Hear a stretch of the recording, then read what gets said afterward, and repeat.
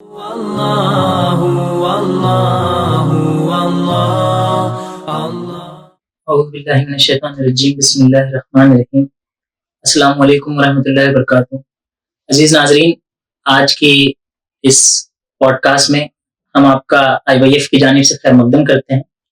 جیسا کہ آپ سب جانتے ہیں، IYF کی جانب سے ہم ایک پوڈ کاسٹ سیریز کا سلسلہ ہم لوگوں نے شروع کیا ہے، جس میں ہم مختلف طرح کے ٹاپکس پر الگ الگ ایکسپرٹس کی اور اس ٹاپک سے ریلیٹڈ جو بھی شخصیت اس میں ماہر ہے، ہم ان سے جو ہے بات کرنے کی کوشش کرتے ہیں۔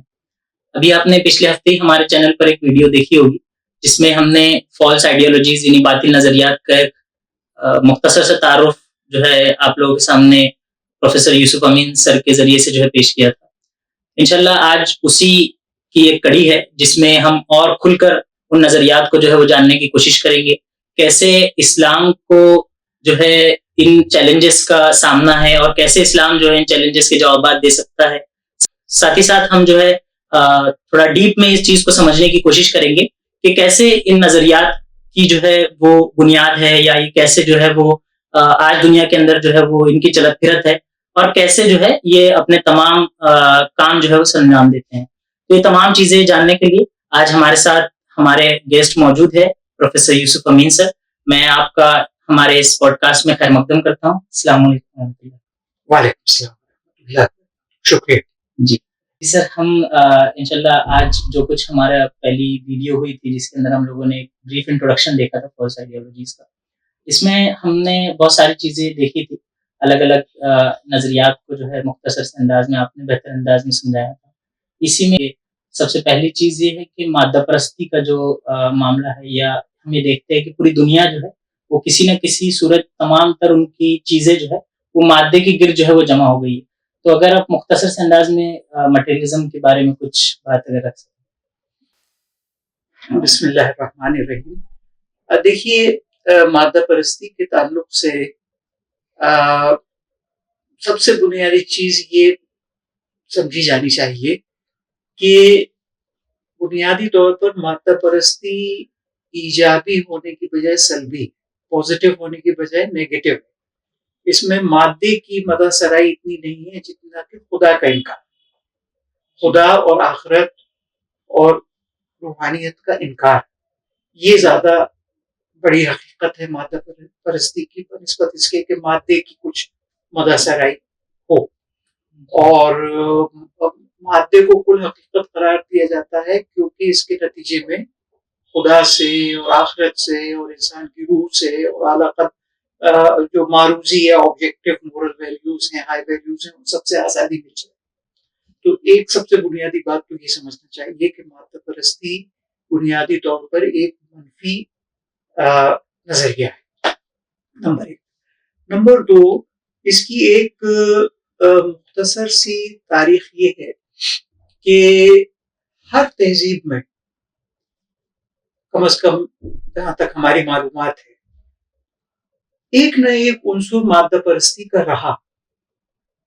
مثلاً قدیم یونان میں ڈیموکریٹس، ہندو تہذیب کے اندر چارواک نظریہ، تو اس طرح سے ہر تہذیب کے اندر مادہ پرست عنصر رہا، لیکن وہ بہت ایک چھوٹا عنصر تھا۔ ہر تہذیب بحیثیت مجموعی غالب طور پر ماورائیت پر استوار تھی، ٹرانسینڈنس کے اوپر یا ٹرانسینڈنٹلزم کے اوپر استوار تھی۔ مادہ پرستی بہت ہی ایک چھوٹے عنصر کے طور پر اس نے کبھی کبھی سر اٹھایا، لیکن مادہ پرستی میں جو غیر معمولی واقعہ ہوا پوری انسانی تاریخ کے اندر، وہ یورپی نشت ثانیہ جسے کہا جاتا ہے یورپین رینیسانس۔ اس وقت یورپ کے اندر مادہ پرستی پوری تہذیب کو اور پوری فکر کو اس نے اپنی گرفت میں لے لیا۔ تو اس طرح سے مادہ پرستی کی یہ مختصر تاریخ ہے۔ اور پھر مغرب نے کیونکہ بعض وجوہات کی بنا پر پوری دنیا پہ ایک فوجی اور معاشی اور سیاسی تسلط حاصل کیا، تو اس کا فائدہ اٹھا کے مغرب نے پوری دنیا پر مادہ پرستانہ فکر یا مادہ پرستانہ جہاں بینی ورلڈ ویو کو مسلط کیا۔ اور مختلف تدبیروں سے اور بہت محنت کے ساتھ اور بہت شعوری طور پر وہ اسے مسلط رکھے ہوئے ہے. یہ وجہ ہے پوری دنیا کے اوپر جو کالونیل پیریڈ ہے اس کے بعد مادہ پرستی کے غلبے کی یہ وجہ ہے. لیکن پوری دنیا کے اندر ہر زمانے میں ہر دور میں جو ماورائیت پسندی تھی، جو ٹرانسینڈنٹلزم تھا، وہ روایتی اور ٹریڈیشنل فکر اور تہذیبی ادارے بالکل ختم نہیں ہوئے، وہ ہر جگہ موجود ہے، چاہے وہ معاملہ ہندو تہذیب کا ہو یا چینی تہذیب کا ہو یا دیگر تہذیبوں کا ہو. اور لیکن وہ سب سے زیادہ مضبوط اسلامی تہذیب کے اندر ہے، جو ابتدائے آفرینش سے لے کر پوری دنیا میں جو ماورائیت پسندی کی بنیاد پر فکر اور تہذیب استوار تھی، وہ ابھی اس وقت بھی موجود ہے. بعض جگہ کمزور ہے، بعض جگہ مضبوط ہے. سب سے زیادہ مضبوط اسلامی روایت کے اندر، امت مسلمہ کے اندر یہ سب سے زیادہ مضبوط ہے، جو ماورائیت کے اوپر استوار جو فکر ہے اور جو تہذیب ہے وہ سب سے زیادہ اس میں موجود ہے. تو غلبہ تو ہے مادہ پرستی کا، لیکن اس کے متوازی، اس کے پیرالل ہر تہذیب کے اندر کسی نہ کسی درجے میں فکری اور عملی سطح پہ، ادارے جاتی سطح پہ، انسٹیٹیوشنل لیول کے اوپر ماورائیت پسندی کی بنیاد پر بھی چیزیں موجود ہیں جو سب سے زیادہ مضبوط امت مسلمہ کے اندر ہے. تو یہ ہو گئی مادہ پرستی کی مختصر تعریف اور مختصر تاریخ. البتہ مادہ پرستی کی تعریف میں کیونکہ بہرحال آدمی مجبور ہے اور مغرب بھی اس پہ مجبور ہے اور مغرب زدہ لوگ بھی اس پہ مجبور ہیں کہ وہ اس کی کچھ نہ کچھ ایجابی تعریف بھی کرتے ہیں. تو در حقیقت تو یہ ایک منفی فینومینن ہے جس کا مقصد خدا، آخرت اور روح سے اور اعلیٰ قدروں سے نجات پانا ہے، یہ کہہ کے مادے کے علاوہ کوئی حقیقت نہیں. لیکن بس ظاہری طور پر یہ کہا جاتا ہے کہ مادے کے علاوہ کوئی حقیقت نہیں. تو یہ اس کی ایجابی تعریف ہے جو بھرم رکھنے کے لیے کی جاتی ہے کہ مادے کے علاوہ کوئی حقیقت نہیں ہے. پوری جو حقیقت ہے، پوری جو ریئلٹی ہے وہ محض مادے تک محدود ہے، مادے کے علاوہ کوئی حقیقت نہیں ہے، نہ ریئلٹی کے معاملے میں، نہ شعور کے معاملے میں. جو کانشسنس ہے، جو شعور ہے جس کا انسانی تاریخ میں اور رویے میں مظاہرہ ہوتا ہے، وہ شعور، وہ لرننگ، وہ نالج بھی مادے سے ہی نکلتی ہے. اور مادہ پرستانہ جو بیہیویئر ہے اس سے وہ نکلتی ہے، اور حقیقت کے لحاظ سے بھی مادہ ہی موجود ہے، مادے کے علاوہ کسی چیز کا وجود نہیں. یہ اس کی ایک ایجابی تعریف. تو کیا عقلی طور پر یہ واقعی اتنا مضبوط نظریہ ہے کہ لوگ جو ہے وہ اس کی طرف یہ سمجھ لیجیے کہ متوجہ ہو جاتے ہیں یا اس میں پڑ جاتے ہیں؟ میں آپ کی سوال کا رسپانس دینے سے پہلے ایک دوسرا نقطہ اٹھانا چاہتا ہوں کہ اس کے مادہ پرستی کے نتائج کیا ہیں. تو مادہ پرستی کے بہت سنگین منفی نتائج ہیں. سب سے بڑا جو اس کا نقصان ہے وہ عدم معنویت. جب مادے کے علاوہ کچھ نہیں ہے تو کائنات، انسان، انسانی زندگی، معاشرہ، فنون لطیفہ، ان کی بھی کوئی حقیقت نہیں. کیونکہ جو معنویت ہے، جو میننگ ہے، میننگ اور معنویت پیدا ہوتی ہے خدا کی بنیاد پر. تو جب خدا نہیں ہے، نعوذ باللہ من ذالک، تو پھر کوئی میننگ نہیں ہے. نہ کائنات میں کوئی میننگ ہے، فزیکل یونیورس میں کوئی میننگ ہے، نہ انسان کی زندگی کے اندر اور انسان کی شخصیت کے اندر کوئی میننگ ہے، انسان کے انفرادی اور اجتماعی زندگی کے اندر کوئی میننگ نہیں ہے، اور جو علمی زندگی ہے اس کے اندر بھی کوئی میننگ نہیں ہے. تو اس کا سب سے بڑا جو نتیجہ مادہ پرستی کا نکلتا ہے اور نکلا ہے اور اس وقت وہ دنیا کے اوپر مسلط ہے، وہ ایبسنس آف میننگ، عدم معنویت. دوسرا بڑا اس کا جو نتیجہ ہے وہ پستی. کیونکہ مادہ پرستی جو ہے وہ اپنے مزاج کے لحاظ سے جو سب سے نچلے درجے کی قدریں ہوتی ہیں ان کی طرف متوجہ ہوتی ہے. وہ اس سے نیچرلی اور طبعی طور پر نکلتی ہے. مثلاً ایتھکس میں جو فلسفہ اس وقت سب سے زیادہ رائج ہے وہ یوٹیلیٹیرینزم کہلاتا ہے, کہ جس میں ہمارا فائدہ ہے, جس میں ہماری کوئی ضرورت پوری ہو رہی ہے وہ اچھی چیز ہے, اور جس میں ہماری کسی ضرورت کا نقصان ہو رہا ہے وہ بری چیز ہے. تو اچھے اور برے کی بنیاد یوٹیلیٹیرینزم. اب آپ اندازہ کر سکتے ہیں کہ یہ جو اخلاقی نظام ہے یوٹیلیٹیرینزم کا یا منفعت پسندی کا, یہ مادہ پرستی سے طبعی طور پر نکلتا ہے. تو اسی کے اوپر آپ باقی چیزوں کو قیاس کر سکتے ہیں کہ مادہ پرستی کا دوسرا اثر یہ ہوتا ہے کہ اس سے ایک جو اخلاقی اور قدروں کے تعلق سے ایک پستی پیدا ہوتی ہے. ہر میدان میں پست قدریں غالب ہو جاتی ہیں اور اعلیٰ قدروں کے لیے کوئی جگہ نہیں ہوتی. اعلیٰ قدروں کی طرف ذہن نہیں جاتا, اعلیٰ قدروں کی کوئی بنیاد نہیں ہوتی. اور تیسرا اس کا نتیجہ یہ ہے کہ اس سے ایک اداسی پیدا ہوتی ہے, کیونکہ انسان کو جو خوشی ہے اور جو ایک تکمیل کا احساس ہوتا ہے انسان کو, وہ ظاہر ہے کہ جب نہ کہیں معنی ہوں گے, نہ کہیں کوئی بلندی ہوگی, نہ کوئی مثبت و ایجابی چیز ہوگی, بلکہ مردہ مادہ ہی سب کچھ ہے, تو اس سے لامحالہ ایک اداسی, ایک پیسمزم انسان کے اندر پیدا ہوگا. اور اس کی سب سے بڑی جو اس کا جو مظاہرہ ہے وہ پوسٹ ماڈرنزم. پوسٹ ماڈرنزم کی کئی تعبیریں کی جاتی ہیں.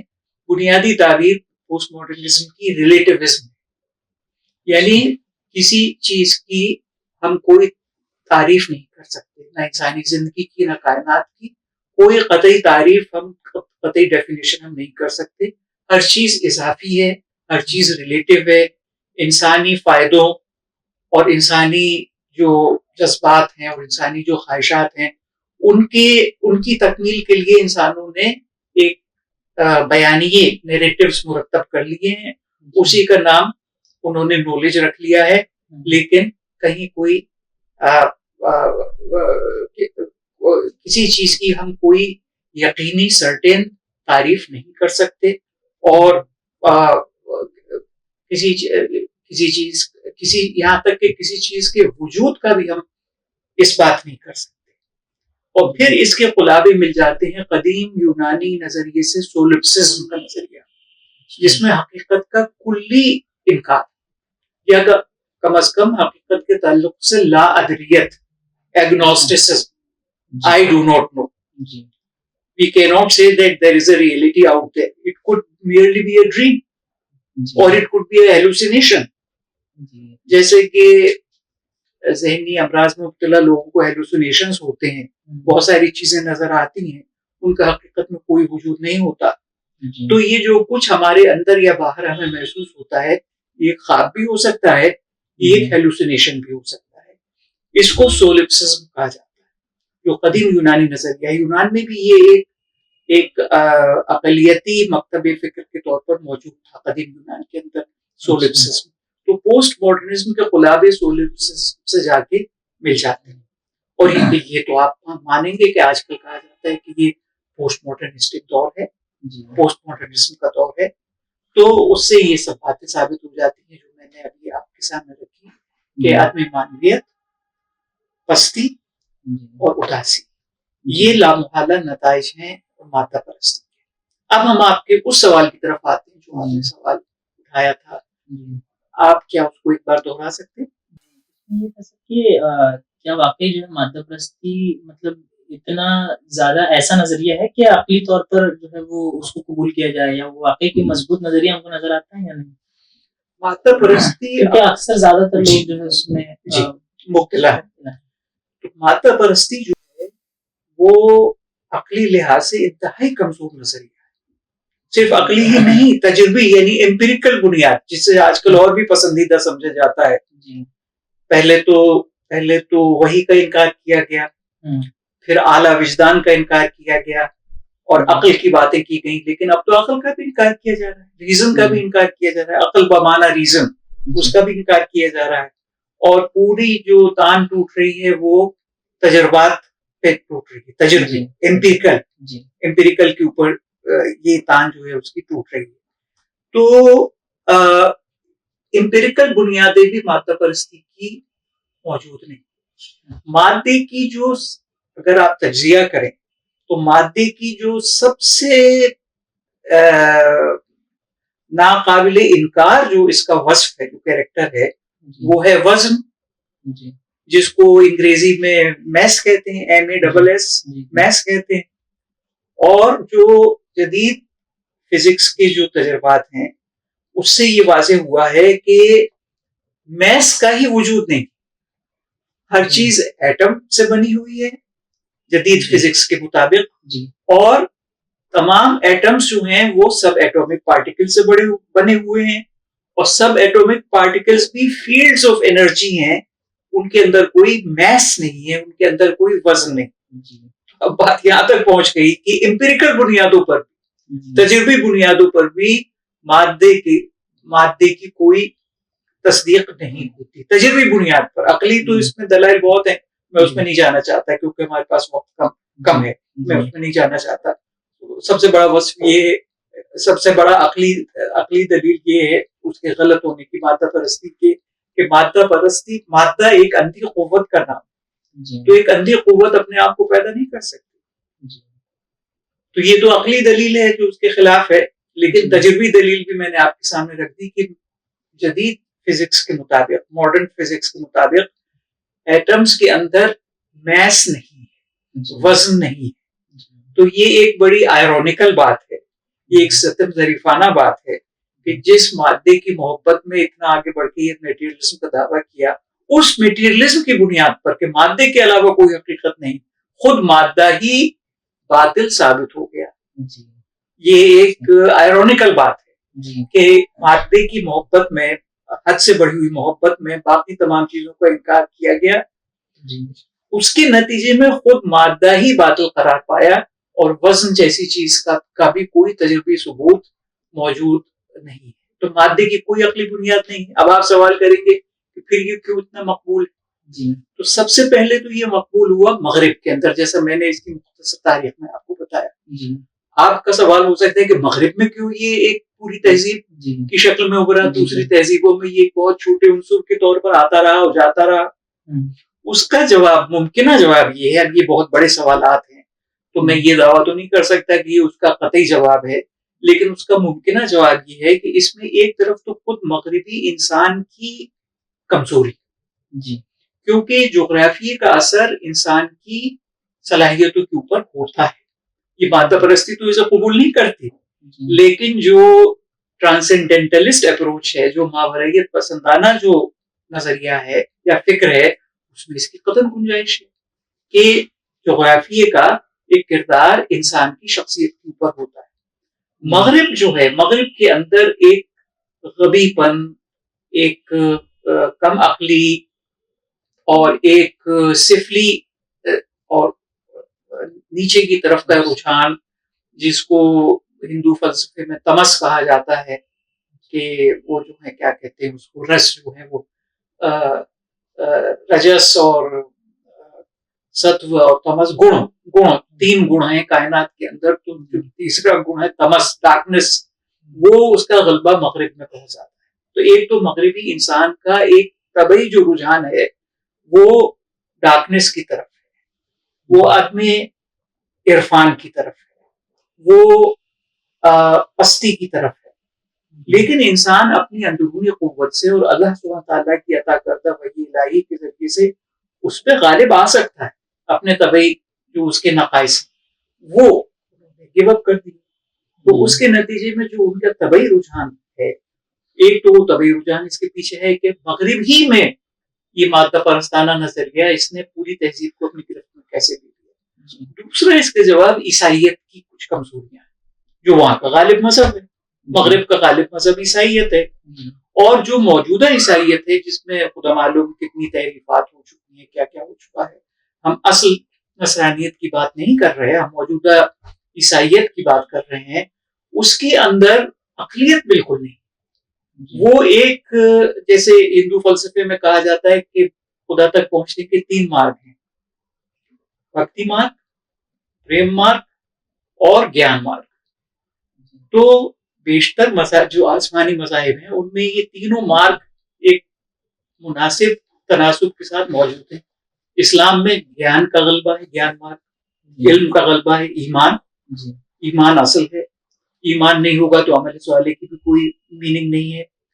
لیکن عیسائیت کے اندر بھکتی مارگ یا پریم مارگ جو ہے اس کا غلبہ ہے، اور عقل کا وہاں پر کوئی کردار نہیں ہے، کیونکہ عقل کی بنیاد پر عیسائیت کو یونانی مادہ پرستی کا مقابلہ تھا.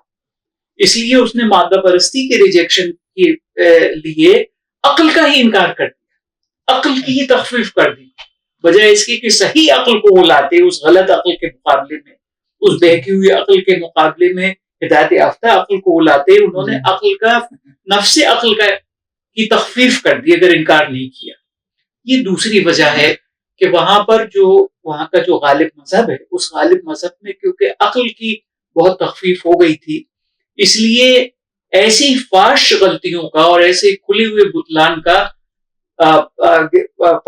پکڑا جانا، اس کا غلط اس کی غلطی کو سمجھنا ان کے لیے مشکل ہو گیا. تو یہ میرے خیال میں یہ دو بڑی وجوہات ہیں. ایک تو مغرب کا جغرافیائی لحاظ سے جو طبعی اس کے اثرات ہیں اہل مغرب کے اوپر وہ، اور دوسری عیسائیت کا جو عدم عقلیت ہے، جو اس میں عقل کا ایک تخفیف ہے کم از کم، اگر مکمل فقدان نہیں ہے.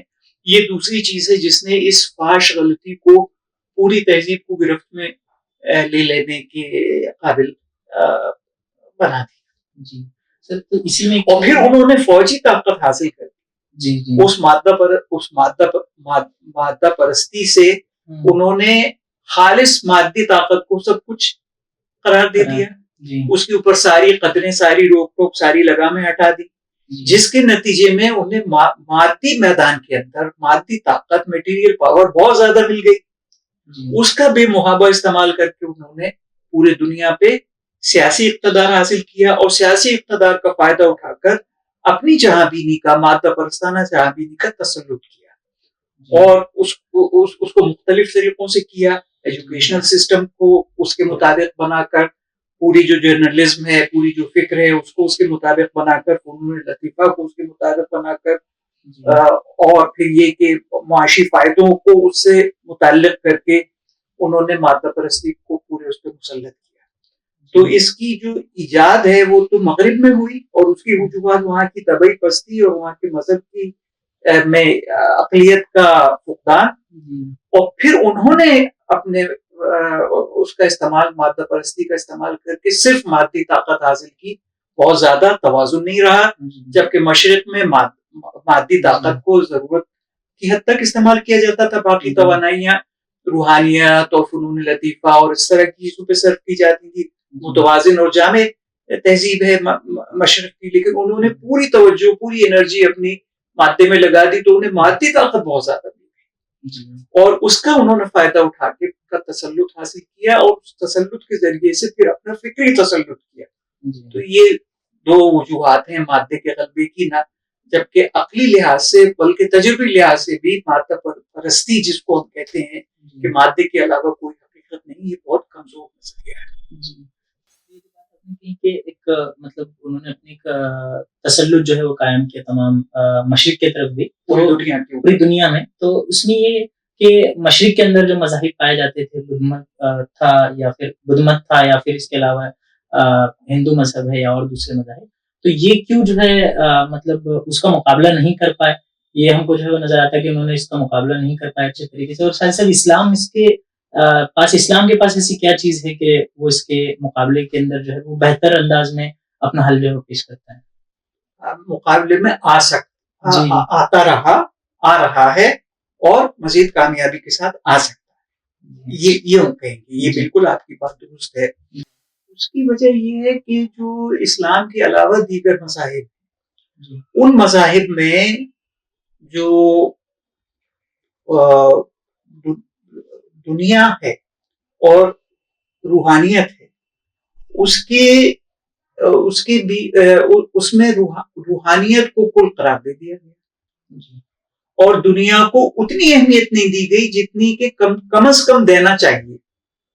اسلام نے اس کا لحاظ رکھا. روحانیت کو اسلام نے بھی بہت بلند کیا.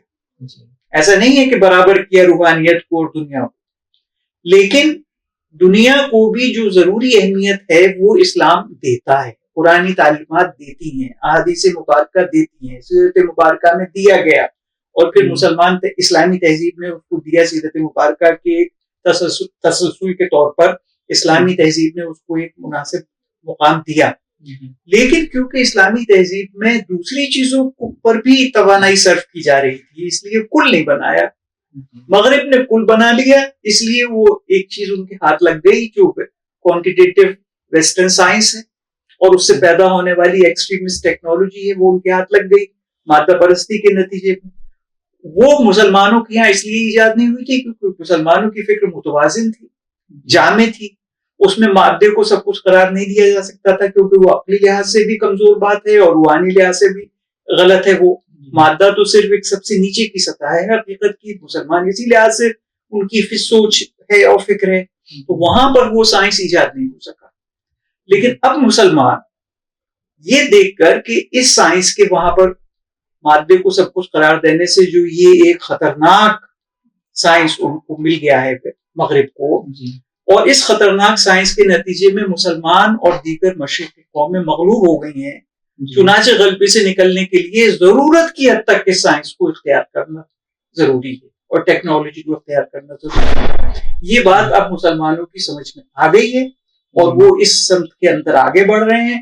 چنانچہ اس سے پہلے کئی کامیابیاں وہ حاصل کر چکے.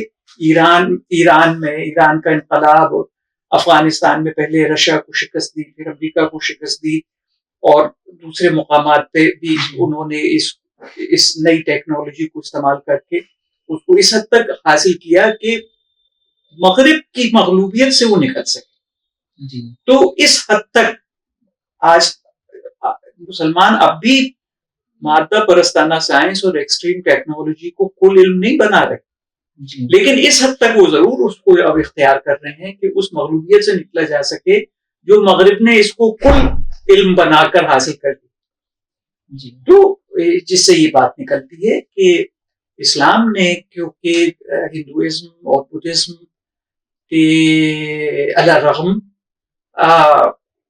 ان کے برخلاف اسلام نے کیونکہ دنیا کو بھی ضروری اہمیت دی, روحانیت کو اور آخرت کو تو بلند رکھا, اس میں کوئی دو رائے نہیں, برابر نہیں کیا, لیکن دنیا کو بھی ضروری اہمیت دی. ان مذاہب کے اندر دنیا کو ضروری اہمیت نہیں دی گئی تھی, لیکن کیونکہ دوسرے ان کے جو حریف تھے ان کی بھی دنیاوی طاقت اتنی بے محابہ نہیں بڑھی ہوئی تھی جتنی کہ ماڈرن ویسٹ نے میٹیریلزم کے نتیجے میں بڑھا لی, اور اس شیطان کو ایجاد کر کے جو ماڈرن سائنس ہے اور ایکسٹریم ٹیکنالوجی اس نے بڑھا لی, اس لیے ان کا کام چلتا رہتا تھا. اسلام نے شروع سے ہی دنیا کو ضروری اہمیت دی, اور اس ضروری اہمیت کے تحت اب امت کا اشتہار یہ ہے کہ اس سائنس کو جو فی نفس ہی ناپسندیدہ ہے, اس ٹیکنالوجی کو جو فی نفس ہی ناپسندیدہ ہے, ہمارے یہاں اس کا متوازی سائنس ہے, ہمارے یہاں اس کی متوازی ٹیکنالوجی ہے. اب یہ وقت نہیں ہے اس میں جاننے کا کہ ہمارا یہاں پر وہ اصول میں ضرور بیان کروں گا کہ نیچرل سائنس بھی ایک نہیں ہوتا. You cannot talk of natural science in singular. There are many sciences of nature. Western science of nature is one science. The other science of nature has been developed by Muslims, which is a qualitative science of nature. یہ بات تو بالکل آج کل لوگ سمجھتے ہیں کہ سائنس کا مطلب یہ ہے کہ کوانٹیٹیو سائنس, میٹیریلسٹ سائنس, نیچر کا سائنس تو صرف میٹیریلسٹ بھی ہو سکتا ہے. ایسی بات نہیں ہے. طب یونانی کو آپ دیکھیے, وہ میٹیریلسٹ سائنس نہیں ہے, وہ کوانٹیٹیو سائنس نہیں ہے, وہ کوالٹیٹیو سائنس ہے. میرے پاس وقت نہیں ہے لیکن عقل مند کو اشارہ کافی, جو لوگ چاہیں وہ کوانٹیٹیو کوالٹیٹیو پہ مطالعہ کر لیں, انٹرنیٹ کے اوپر سب کچھ اسٹینڈرڈ کتابیں موجود ہیں اور بات پوری ان کو واضح ہو جائے گی. تو جو امت کا اشتہار یہ ہے کہ اس کوانٹیٹیو سائنس کو اب ضرورت کی حد تک, اب ضرورت کئی چیزوں سے ڈیفائن ہوتی ہے. سب سے بڑی چیز تو اپنی سیاسی آزادی ہے. سیاسی آزادی کے لیے جتنی ضرورت ہے اس ایکسٹریم ٹیکنالوجی کی, اس کو وہ حاصل کر سکتے ہیں. اور شروع سے اسلام نے دنیا کو ضروری اہمیت دی, اسی کے نتیجے میں یہ اجتہاد بھی پیدا ہوا. تو ہم یہ امید کر سکتے ہیں کہ بنیادی طور پر دنیا کو ضروری اہمیت دینے کے نتیجے میں اور موجودہ دور میں اس اجتہاد کے نتیجے میں کہ ہمیں ضرورت پر extreme technology western extreme technology کو اختیار کرنا چاہیے, ویسٹرن میٹیریلسٹ سائنس کو اختیار کرنا چاہیے ضرورت پر. اس اجتہاد کے نتیجے میں امت مسلمہ اس کامیاب ہوئی, ہو رہی ہے اور پوری طرح ہو سکتی ہے, اور پوری انسانیت کو ایک متبادل دے سکتی ہے جس میں ایک جگہ جدید مغربی کوانٹیٹیو سائنس کے لیے بھی ہو. حالانکہ یہ فی نفسی پسندیدہ نہیں ہے, لیکن اب جب جن بوتل سے باہر آئی گیا تو اس کے لیے بھی ایک جگہ بنانی ہے. انسان اس کا خوگر ہو گیا ہے, اب اسے وہ چھوڑ نہیں سکتا انسان. تو اسلام بنا لے گا اس مناسب جگہ کو جو ضرورت پر ہوگی, لیکن زیادہ نہیں ہوگی جس سے کہ روحانیت ختم ہو جائے, مگر اتنی ضرور ہوگی جو کہ اب آج کا انسان جو اس کا ذائقہ چکھ چکا ہے مادہ پرستانہ سائنس اور ٹیکنالوجی کا, اس کی جو اسٹینڈرڈز آف لائف ہے وہ پورے ہو سکے. تو ہم اسلام نے کیونکہ دنیا کو ضروری اہمیت دی اور اجتہاد کا اصول بھی رکھا جو دیگر مذاہب کے اندر, مشرقی مذاہب کے اندر کمزور ہے, اگر ہے تو کمزور ہے. اس لیے اسلام انشاءاللہ اس میں کامیاب ہوگا. ان کے یہاں یہ ہے کہ وہ ایک انتہا سے دوسری انتہا, کیونکہ ان کے مذہب کے اندر اس کی بنیاد نہیں ہے, تو وہ بالکل مذہب کو چھوڑ کے خالص مادہ پرستی میں مبتلا ہو رہا ہے. ان کا ایک سیکشن ہندوؤں کا بھی, بدھسٹوں کا بھی, وہاں کمیونزم آ گیا چائنا کے اندر, پورا ٹوٹل میٹیریلسٹ آ گیا. تو ان کا تو معاملہ یہ ہے کہ وہ اپنے مذہب کو چھوڑتے ہیں جب اپنے آپ کو بچانے کے لیے وہ مادی طاقت اور سائنس بڑھانا چاہتے ہیں تو مذہب کو چھوڑتے ہیں. لیکن اسلام میں مذہب میں ہی اس کی گنجائش ہے کہ اس جن کی جو باہر آ گیا ہے اس کی بھی ضروری جگہ پہ اسے رکھ دیا جائے. میٹافزکس کا بنیادی اصول یہ ہے reality has a place for every thing. حقیقت جو ہے اس میں ہر چیز کے لیے ایک جگہ ہوتی ہے, لیکن ریئلٹی کا دوسرا پہلو یہ ہے کہ everything in its place. ہر چیز کو اس کی جگہ پہ رکھنا چاہیے. جو نیچے کی ہے اسے اوپر نہیں کرنا چاہیے, جو محدود ہے اس کو پرویسو نہیں بنانا چاہیے. اسلام کے اندر یہ صلاحیت ہے, اسلامی تعلیمات کے اندر, کہ وہ اس جدید سائنس کی بھی ایک پراپر پلیس ڈیفائن کر سکے اور اس کو وہاں رکھ سکے, اور مذہب چھوڑے بغیر اتنی طاقت حاصل کر سکے جدید سائنس اور ٹیکنالوجی کے ذریعے سے کہ وہ تسلط ختم ہو جائے. تو ہم یہ امید کر سکتے ہیں کہ مستقبل میں انشاءاللہ امت مسلمہ اس میں نہ صرف امت مسلمہ کامیاب ہوگی اس سے آزاد ہونے کے لیے, بلکہ پوری انسانیت کے سامنے وہ جامع نظریہ پیش کر سکے گی جس میں ماڈرن سائنس کی بھی ایک منیمم جگہ ہو روحانیت کو ختم کی بغیر. یہی جو مطلب آپ نے بات کی کہ اسلام کے پاس اس کا جو ہے حل موجود بنیادیں ہیں. اس میں ایک چیز یہ سمجھ میں آئی کہ جس طریقے سے آپ نے کہا کہ جب مادے کے اوپر ہی کل جو ہے نثار ہوا تو مغرب میں, تو یہ اور اس کے علاوہ جو یہ پوری سوچ ہے اس کے اندر, تو یہ کہ روحانیت بالکل ختم ہو گئی. تو اسی سے ایک چیز یہ نکل کر آتی ہے کہ پھر لوگوں نے جو ہے آگے بڑھ کر اس میں یہ کیا کہ خدا کے انکار کی طرف جو ہے وہ لوگ بڑھے. تو یہ کیا چیز ہے سر, مطلب جس کو آج نئے انداز میں ایتھیزم جو ہے وہ گردانا جاتا ہے, تو اس کے بارے میں اگر کچھ آپ بات بیان کریں.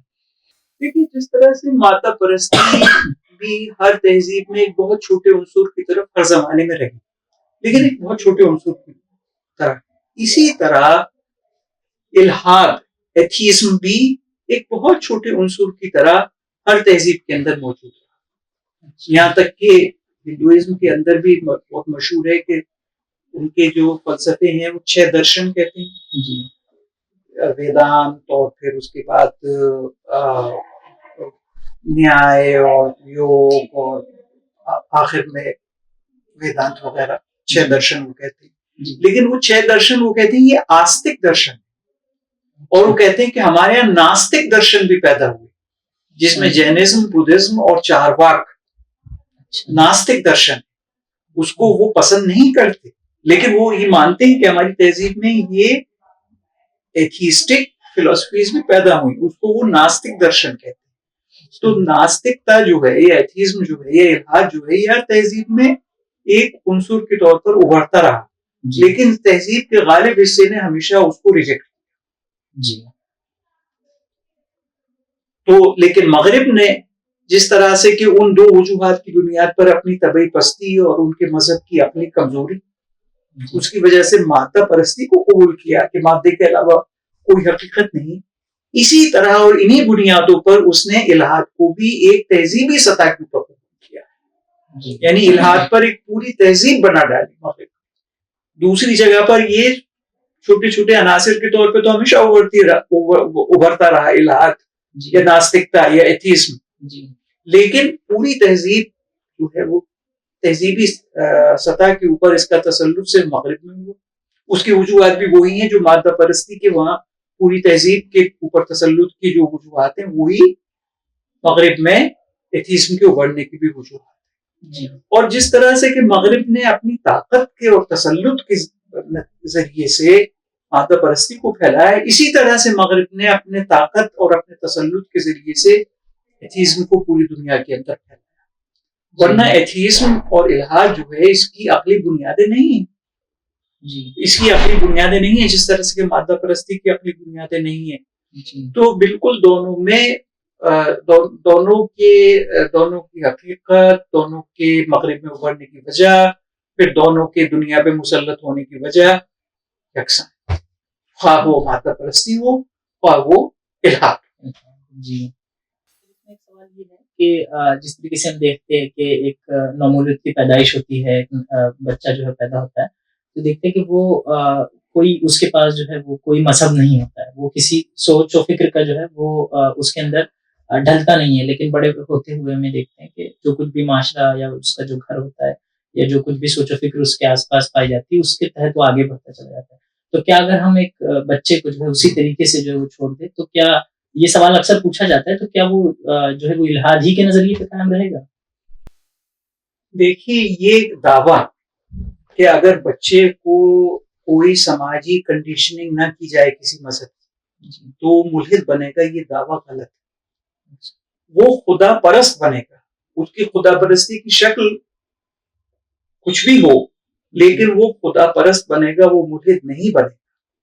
اور یہ کیونکہ اتنا ایکسٹریم ایکسپیریمنٹ ہے جس کو کوئی کرنے کی تو بات دور ہے، کوئی تجویز کرنے کی بھی ہمت نہیں کر سکتا، تو ہمیں اس کے بالواسطہ جواب حاصل کرنے پڑیں گے، اور بالواسطہ جواب ہمیں انسانی تاریخ سے ملتا ہے۔ انسانی تاریخ میں کہیں بھی کسی بھی جگہ کہیں الحاد ایک تہذیب کے طور پر نہیں ابھرا، ہر جگہ کی تہذیب خدا پرستی کے اوپر استوار ہے۔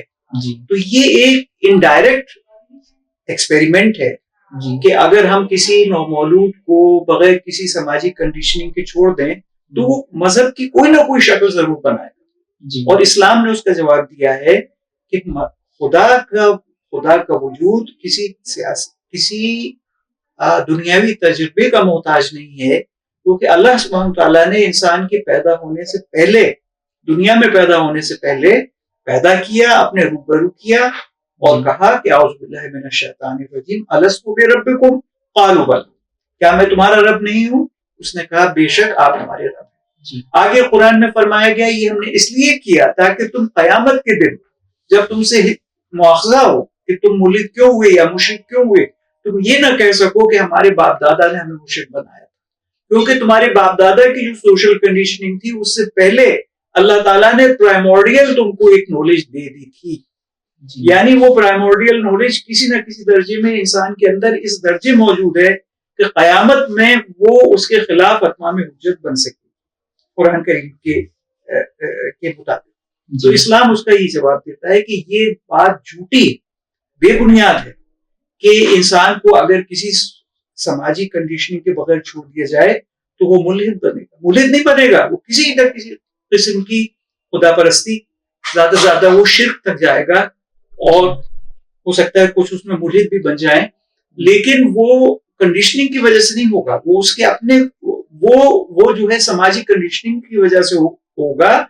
اگر سماجی کنڈیشن یا اور کچھ دوسری وجوہات کی بنیاد پر ہوگا، اس کی کچھ شخصی کمزوریوں کی ہے، دیگر چیزیں، وہ ہمارا اس وقت موضوع نہیں ہے کہ جو لوگ مشرک بنتے ہیں یا ملحد بنتے ہیں وہ کیوں بنتے ہیں، تو وہ ہمارا وہ نہیں ہے۔ حالانکہ اس کے دو بنیادی جواب ہم دے چکے کہ مغرب میں الحاد اس لیے ابھرا کہ کیونکہ ان کے اندر ایک طبعی پستی اور ان کے مذہب کے اندر ایک عقلی کمزوری، اس لیے ان کے یہاں الحاد جو ہے پوری تہذیب پر غالب ہوا. تو تقریباً یہی وجوہات جہاں کہیں بھی ملحد ابھرتے ہیں یا مشرک ابھرتے ہیں اس کی وجوہات یہی قرار پائیں گے.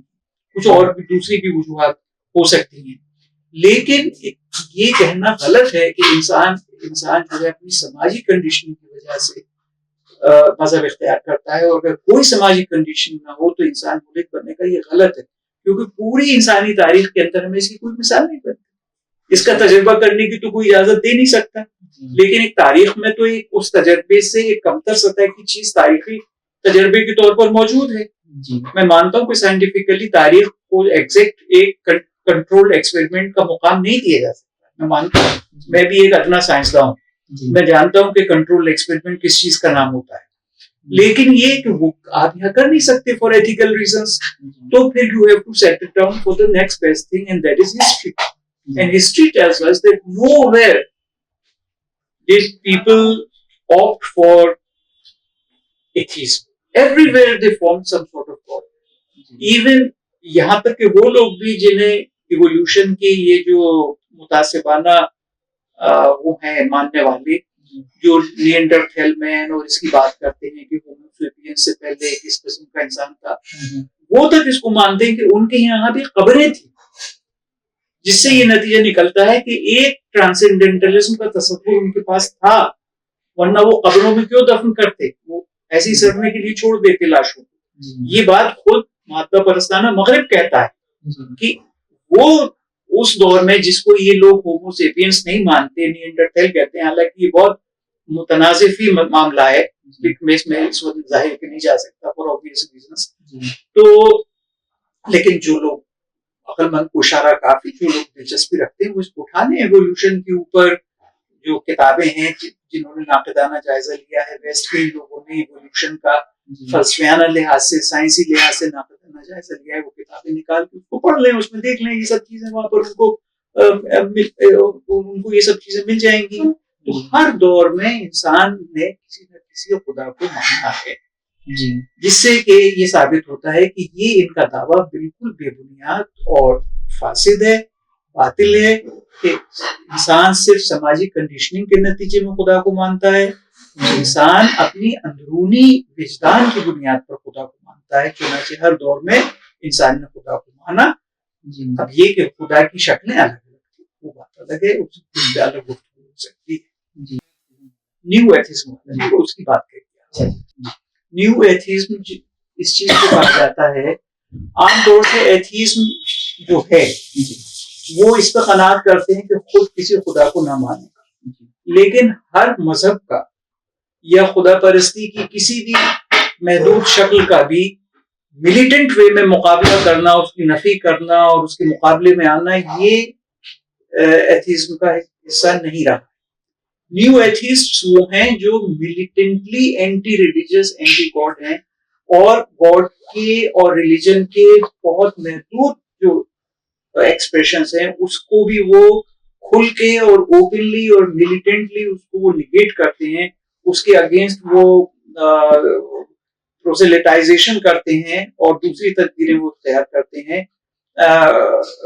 ان کو نیو ایتھیسٹ کہا جاتا ہے. دوسرا وصف نیو ایتھیسٹ کا یہ ہے کہ وہ اس کی پرواہ نہیں کرتے کہ دلیل فی نفسی کی مضبوط ہو. وہ اس درجے الحاد کو مسلط کرنا چاہتے ہیں کہ کوئی بھی دلیل، خواہ وہ عقلی لحاظ سے ناقص ہی کیوں نہ ہو، اس کو وہ استعمال کرتے ہیں، اور وہ اس کی پرواہ نہیں کرتے کہ پہلے دلیل کو وہ ریفائن کر لیں، اس کا جائزہ لے لیں. جبکہ پرانے ایتھیسٹ اپنی حد تک اپنی دانست میں دلیل کو ریفائن کرنے کی کوشش کرتے تھے. تو نیو ایتھیزم کے یہ دو خصوصی اوصاف ہیں جس سے کہ وہ مختلف ہے پہلے والے ایتھیزم سے.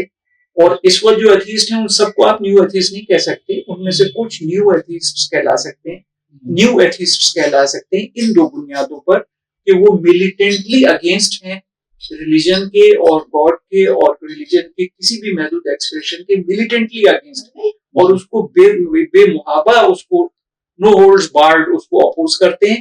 دوسری ان کی خصوصیت یہ ہے کہ وہ دلیل کی درستی وغیرہ کی فکر نہیں کرتے، بلکہ جس چیز سے بھی کام بن جائے، جس پروپیگنڈے سے کام بن جائے، اس پروپیگنڈے کو وہ انجام دینا شروع کر دیتے ہیں. جبکہ جو کلاسیکل ایتھیسٹ تھے اور جو اب بھی ہیں، وہ بہرحال اپنی دانش میں اپنی بساط پر دلیل کو درست کرنے کی کوشش کرتے ہیں. تو نیو ایتھیسٹ کی یہ دو اوصاف. جی. ایک سوال سر یہ ہے کہ کیا جو ہے وہ یہ الہادی سوچ جو ہے وہ زندگی کا معنی اور مقصد جو ہے اس کو کمزور کر دیتی ہے؟ زندگی کے معنی اور مقصد کو جو ہے کیا ہے کمزور کر دیتی ہے؟ کیا مادہ پرستی انسان کے اندر کائنات سے، زندگی سے الائنیشن پیدا کرتی ہے، ایک بیگانگی پیدا کرتی ہے؟ یہ تھا سوال. تو اس کا جواب بالکل ہے، بالکل کرتی ہے. کیونکہ کائنات انسان ایک ملحد انسان کے لیے کائنات یگانہ نہیں ہوتی. کائنات ایک کنڈریڈ نہیں ہوتی، انگریزی میں کہا جائے ایک ریلیٹو نہیں ہوتی، ایک یگانہ نہیں ہوتی اس کے لیے. کیونکہ کوئی خدا تو ہے نہیں جس نے انسان کو بھی بنایا ہو اور کائنات کو بھی بنایا ہو. جب خدا کو انسان مانتا ہے تو وہ اس حقیقت کو مانتا ہے، یہ تو ایک حقیقت ہے، لیکن وہ اسے پھر مان پاتا ہے اس حقیقت کو کہ جس خدا نے مجھ کو بنایا اسی خدا نے کائنات کو بنایا. تو یہ کائنات میری بہن ہے، یہ کائنات میری یگانہ ہے. اس کائنات کے اندر نشانیاں ہیں، اس کائنات کی ہر چیز ایک ایسی نشانی ہے جس میں میری حقیقت کی ایکو بھی موجود ہے اور اللہ سبحانہ تعالیٰ کی صفات کی ایکو بھی اس کے اندر موجود ہے. تو الحاد کے نتیجے میں انسان جو ہے، کائنات اس کے لیے ایک غیر ہوتی ہے، ایک اجنبی ہوتی ہے. یہ کہاں سے آ گئی یہ چیز؟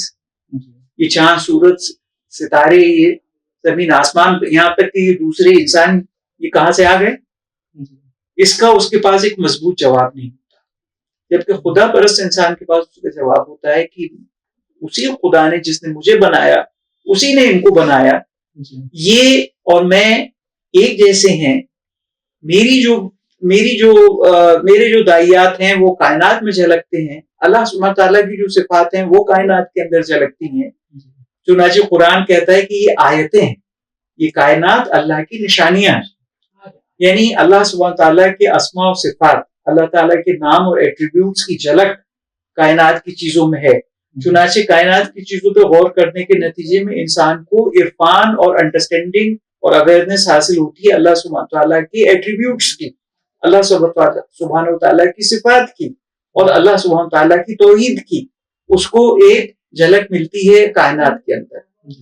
تو اب جو خدا کو نہیں مانے گا، جو ملحد ہوگا، اس کے لیے کائنات سے یہ ایک سو ٹو اسپیک ایک بلڈ ریلیشن کہاں نکل پائے گا؟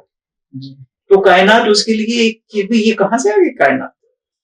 میں یوسف امین ہوں اور یہ سب جو ہے یہ کیا چیز ہے؟ یہ کمرہ، یہ مکان، یہ دنیا، یہ سورج، یہ آسمان، یہ آپ آئے ہیں، دوسرے صاحب بیٹھے ہیں، تیسرے صاحب آرام فرما رہے ہیں، یہ سب جو ہے یہ سب کہاں سے آ گئی؟ تو اس کا ایک جو الحاد کا ایک زبردست نتیجہ نکلتا ہے وہ یہ ہوتا ہے کہ انسان کائنات سے اور انسان سے اور تہذیب سے اور تاریخ سے لائنیٹ ہو جاتا ہے. اس کے اندر ایک بیگانگیت پیدا ہوتی ہے اور بیگانگیت کے خود پہ بہت خطرناک نتائج ہوتے ہیں، جس میں کہ پھر وہ کمر توڑ کے بیٹھ جاتا ہے، محنت نہیں کرتا، ترقی نہیں کرتا، اس میں لال پیدا ہوتا ہے، افسردگی اور اداسی اس کے اندر پیدا ہوتی ہے. وہ الائنیشن کے تقریباً کوئی اشارہ کافی آپ انٹرنیٹ پہ دیکھ سکتے ہیں، اسٹینڈرڈ کتابوں سے دیکھ سکتے ہیں الائنیشن کے کیا نقصانات ہیں. الائنیشن کا لفظ سب سے زیادہ مارکسسٹس نے استعمال کیا. تو میری آپ سے یہی گزارش ہوگی کہ الائنیشن کو اگر آپ سمجھنے کی کوشش کریں تو صرف اس کے مارکسسٹ ہی انالیسس کو نہیں بلکہ نان مارکسسٹ جو انالیسس الائنیشن کی اس کو بھی دیکھیں. اس سے واضح ہو جائے گا کہ الائنیشن کیا ہے. لیکن یہ الائنیشن جو ہے وہ ایتھیسٹ کے اندر پیدا ہوتا ہے ویزاوی کائنات، ویزاوی ادر ہیومن بینگس. یہ الائنیشن پیدا ہوتا ہے اور خدا کو ماننے والے کے اندر یہ الائنیشن نہیں پیدا ہوتا، کیونکہ اس کے لیے یہ کائنات اسی خدا کی مخلوق ہے جس کی مخلوق وہ ہے. اس میں انسان کی اپنی باز گشت ہے اور اس کے اندر خدا کی بھی خدا کی تجلیات بھی اس کے اندر ہیں، تو وہ اس سے ایک یگانگیت اور ایک آئیڈینٹیفیکیشن محسوس کرتا ہے، اور اس کے جو فائدے ہوتے ہیں آئیڈینٹیفیکیشن کے، نان الائنیشن کے، وہ سب اس کو حاصل ہو جاتے ہیں۔ وہ کیا ہیں، یہ آپ کے قارئین جو ہے اپنے طور پہ دیکھ سکتے ہیں۔ یہ اپنے آپ میں ایک بڑا موضوع ہے کہ الائنیشن کے نقصانات کیا ہیں اور ریموول آف الائنیشن کے فائدے کیا ہیں، لیکن یہ بات سمجھنا زیادہ مشکل نہیں ہے کہ الائنیشن ملحدوں میں پیدا ہوگا، خدا پرستوں میں الائنیشن نہیں ہوگا۔ جی ایک دوسرا سوال یہ کہ اکثر جو ہے ہم یہ دیکھتے ہیں، جو آپ نے بات کہی ابھی کہ ملحدانہ سوچ کی وجہ سے جو اداسی اور مایوسی جو ہے وہ پھیلتی ہے، تو یہ ایسا کیوں ہوتا ہے کہ ان کے اندر جو مایوسی اور اداسی جو نظر آتی ہے، یہ سوچ کے نتیجے میں؟ الحاد کے نتیجے میں جی الحاد کے نتیجے میں عدم معنویت پیدا ہوتی ہے۔ جی جب انسان کی زندگی میننگ لیس ہو جائے، خدا نخواستہ جن لوگوں کو ذہنی امراض ہو جاتے ہیں، میننگ لیسنس ان کے اوپر مسلط ہو جاتی ہے، تو اس سے ان کے اندر ایک اداسی پیدا ہوتی ہے، ڈپریشن پیدا ہوتا ہے کہ کہیں کوئی میننگ ہی نہیں ہے، کسی چیز کا کوئی میننگ نہیں ہے۔ تو میننگ لیسنس پیدا ہوتی ہے ایتھیزم سے، پستی پیدا ہوتی ہے ایتھیزم سے، بیگانگیت کائنات کی اور دوسرے انسانوں کی پیدا ہوتی ہے ایتھیزم سے، اور اپنے جو اس کی وہ ہیں اس زندگی کے اندر جو کم مائیگیاں ہیں، ان کم مائیگیوں کا کسی دوسری زندگی میں ازالہ مسترد ہو جاتا ہے الحاد کے نتیجے میں، اور جو اس سے غلطیاں صادر ہو گئیں، جو گناہ اس سے ہو گئے، اس کی معافی کا خانہ بند ہو جاتا، ختم ہو جاتا ہے الحاد کی وجہ سے، کیونکہ جب کوئی خدا نہیں ہے تو ہمیں معاف کون کرے گا؟ خدا ہی تو معاف کر سکتا ہے۔ تو ان تمام وجوہات کی بنیاد پر عدم معنویت، پستی، لیک آف فارگیونیس اور compensation in next life for what we do not get in this life, all these things they lead to pessimism and udasi and mayusi. جی مزید ایک سوال یہ کہ اس کے ان واسطوں سے یہ جو اتنے واسطے ہیں، ان واسطوں سے مایوسی پیدا ہوتی ہے۔ جی تو اس میں سر سوال ایک یہ کہ آخر اسلام اس کا جو ہے وہ کس طرح جو ہے انسان کو ملحد بننے سے جو ہے وہ بچاتا ہے یا روکتا ہے؟ جی، اسلام کا جو بنیادی طریقہ ہے، یہ بھی ایک بڑا سوال ہے، جی اور میں یہ دعویٰ نہیں کر سکتا کہ اس بڑے سوال کا کامل جواب میں آپ کو دے سکتا ہوں، لیکن ایک ریزنیبل جواب بہرحال یہ ہے اس کا کہ اسلام ایک دلائل کا بوکے، ایک مجموعہ دلائل کا پیش کرتا ہے۔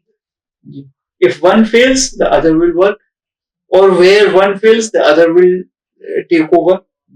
تو اسلام ایک دلائل کا بوکے پیش کرتا ہے، اور if one fails for one person, the other دلیل will work for him or her.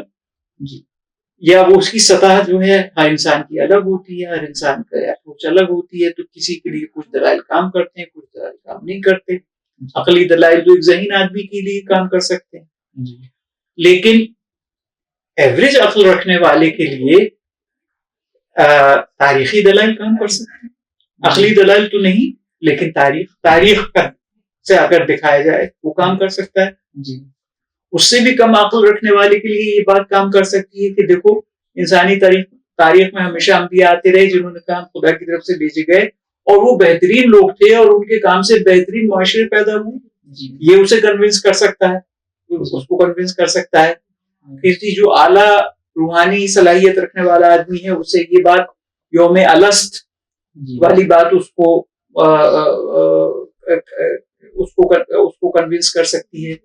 تو اسلام نے مختلف سطح، مختلف مزاج، مختلف استعداد رکھنے والے لوگوں کے لحاظ سے مختلف دلائل کا مجموعہ پیش کیا، جس میں جدید ترین اضافہ یہ ہے کہ کائنات کی جو فینومینا ہے، اسلام نے اس کو وسیلہ بنایا خدا شناسی کا، جبکہ دیگر کتابوں کے اندر کائنات کو وسیلہ بہت کم بنایا گیا، سوائے ریڈ انڈینس کے۔ یہ ایک تھوڑا سا आमियाना लफ्ज है रेड इंडियन, नेटिव अमेरिकन्स उनके लिए ज्यादा मुहज़्ज़ब लफ्ज है। तो सिवाय उनके मजहब में तो कायनात को बहुत अहमियत हासिल है खुदा शनासी के वसीले के तौर पर, लेकिन बाकी जो बड़े मज़ाहिब हैं उन बड़े मज़ाहिब में कायनात के फिनोमेना को खुदा शनासी का वसीला नहीं बनाया। इस्लाम ने कायनात के फिनोमेना को खुदा शनासी का वसीला बनाया, जो आज के दौर के लिए बहुत ही मुअस्सर है, क्योंकि आज के दौर में लोगों को उनकी अंदरूनी जो इल्हामी सलाहियतें हैं वो तो कम हो गई हैं, लेकिन उन कायनात के मुतालिक की जो सलाहियत है और जो शौक वो उनका बहुत बढ़ गया है। तो इस्लाम ने कायनात की, कुरान करीम वो वाहिद किताब है जिसमें कायनात के मज़ाहिर को खुदा शनासी का बहुत बड़ा वसीला बनाया गया है, तारीख को बहुत बड़ा वसीला बनाया गया है। कायनात के अंदर, आफाक के अंदर और अनफुस के अंदर, अनफुस में इंसान की साइकोलॉजी, इंडिविजुअल की इनर फीलिंग्स भी आ जाती हैं और हिस्ट्री भी आ जाती है, जो कलेक्टिविटी है वो भी आ जाती है। तो आफाक और अनफुस के अंदर खुदा की निशानियां हैं, और उस किस तरह से निशानियां हैं, किस तरह से वो नतीजे निकाले जाने चाहिए, ये तरबियत भी इस्लाम कर देता है, और कुरान और अहादीस के अंदर उसकी भी तरबियत के मैकेनिज्म उसके अंदर दिए गए हैं। तो फिर मैं अपने वापस उस बुनियादी दावे की तरफ ही आऊंगा कि इस्लाम में मुख्तलिफ दौर, मुख्तलिफ इस्तेदाद, मुख्तलिफ सलाहियत, मुख्तलिफ मिजाज के लोगों के लिहाज से मुतादिद दलाइल के सेट्स मुरतब किए हैं, जिसके नतीजे में वो लोगों के अंदर खुदा जैसी हकीकत के ऊपर यकीन को बरकरार रखता है और बहाल भी कर देता है। तो आपका बहुत अहम सवाल था कि इस्लाम कैसे कामयाब होता है इल्हाद से बचाने के लिए और इल्हाद से बहाल करने के लिए खुदा परस्ती की तरफ। तो उसका बुनियादी जवाब ताअद्दुद दलाइल और हर मिजाज, हर ज़हनियत के लिहाज से दलाइल, ये इस्लाम के अंदर है। और जिसकी बहुत हैरान कुन मिसाल ये है कि कुरान वो गालिबन वाहिद किताब है जो आजकल मौजूद है किताबें उनमें, जिसने कि यूनिवर्सल फिनोमेना को खुदा शनासी का बहुत बड़ा जरिया बनाया। तो इसी जिम्मे सर एक और चीज है कि आखिर सेक्युलरिज्म जो है वो क्या है और सेक्युलरिज्म के टेनेट्स जो है वो क्या है? ठीक, देखिए सेक्युलरिज्म के आमतौर से सेक्युलरिज्म को ये समझा जाता है कि पब्लिक अफेयर्स से मजहब को बेदखल कर देना, ये सेक्युलरिज्म है, लेकिन ये उसकी महदूद मांग है। सेक्युलरिज्म का जो बेसिक टेनेट है, जिसका एक अहम हिस्सा ये है, ये बात, वो बेसिक टेनेट उसका ये है कि तमाम इंसानी मामलात से मजहब को बेदखल करना, तमाम इंसानी मामलात, उसकी एजुकेशन, उसकी सैर व तफरीह, उसका खानदानी निज़ाम, उसकी अंदरूनी शख्सियत, उसके रिलैक्सेशन के ज़राए, हर चीज से, उसकी मोरल वैल्यूज, हर चीज से रिलीजन को बेदखल कर देना, ह्यूमन अफेयर्स से रिलीजन को बेदखल कर देना, ये सेक्युलरिज्म है। और उसकी जो बहुत एडवांस शक्ल है वो ये है कि पब्लिक अफेयर्स से रिलीजन को बेदखल कर देना जी। तो अब आजकल तो मशहूर यही हो गया है कि पब्लिक अफेयर्स से, गवर्नेंस से, रूल से, इससे मजहब को बेदखल कर देना, ये सेक्युलरिज्म है। बेशक वो सेक्युलरिज्म है, लेकिन वो सेक्युलरिज्म के जनरल प्रिंसिपल का एक एक्सप्रेशन है। सेक्युलरिज्म का जनरल प्रिंसिपल ये है कि तमाम human affairs, not only public affairs but all human affairs, weather of knowledge, weather of education, weather of relaxation, weather of art, weather of family relations, whatever human affairs are there, her human affair से religion को बेदखल कर देना और सिर्फ so called naturalistic बुनियादों पर public human affairs को run करना, ये सेक्युलरिज्म है। और ह्यूमन अफेयर्स में जो एक एक्सट्रीम शक्ल है पब्लिक अफेयर्स, उससे भी बेदखल कर देना चाहिए। जब ऐसी शक्लें जैसे कि والدین اور بچوں کا تعلق اور تعلیم اور تربیت اور فنون لطیفہ اور ریلیکسیشن، جب ان چیزوں سے مذہب کو بھی دخل کر دیا تو پبلک افیئر سے تو بدرجہ عدم بھی دخل کر دینا چاہیے. صرف وہ معنی آج کل زیادہ مشہور ہو گئے ہیں پبلک افیئر سے بھی دخل کرنے کے، لیکن بنیادی مطلب سیکولرزم کے یہ ہے ساری ہیومن افیئر سے مذہب کو بے دخل کر دینا اور صرف سو کالڈ نیچرل بنیادوں پر فیصلہ کرنا، نیچرل تجربے کی بنیاد پر ہر میدان میں فیصلہ کرنا، یہ سیکولرزم ہے. جی سوال یہ بنتا ہے کہ ذاتی طور پر سیکولر ہونا اور کسی حکومت کا جو ہے وہ حکومتی سطح پر سیکولر ہونا، اس میں کیا جو فرق ہے؟ اس میں اس کے جو عام طور پر مطلب لیے جاتے ہیں، حالانکہ یہ بڑا پیچیدہ معاملہ ہے، جی لیکن جو عام مطلب لیے جاتے ہیں اس کی یہ ہے کہ ذاتی طور پہ سیکولر ہونے کا مطلب تو یہ ہے کہ انسان اپنے جو بھی ذہن میں اس کے سوالات اٹھتے ہیں یا جو اسے فیصلے کرنے ہوتے ہیں یا جو پالیسیز اس کو بنانی ہوتی ہیں ان سب کو وہ مذہب سے رجوع کیے بغیر انجام دے. جی یہ تو ذاتی سیکولرزم ہو گیا. اور جو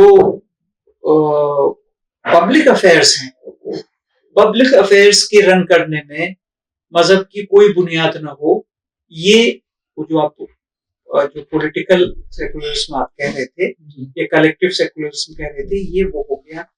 تو again we'll come back to the same thing, detaching religion from all affairs, یہ انڈیویجول سیکولرزم ہے. And detaching religion from public affairs, یہ پولیٹیکل سیکولرزم.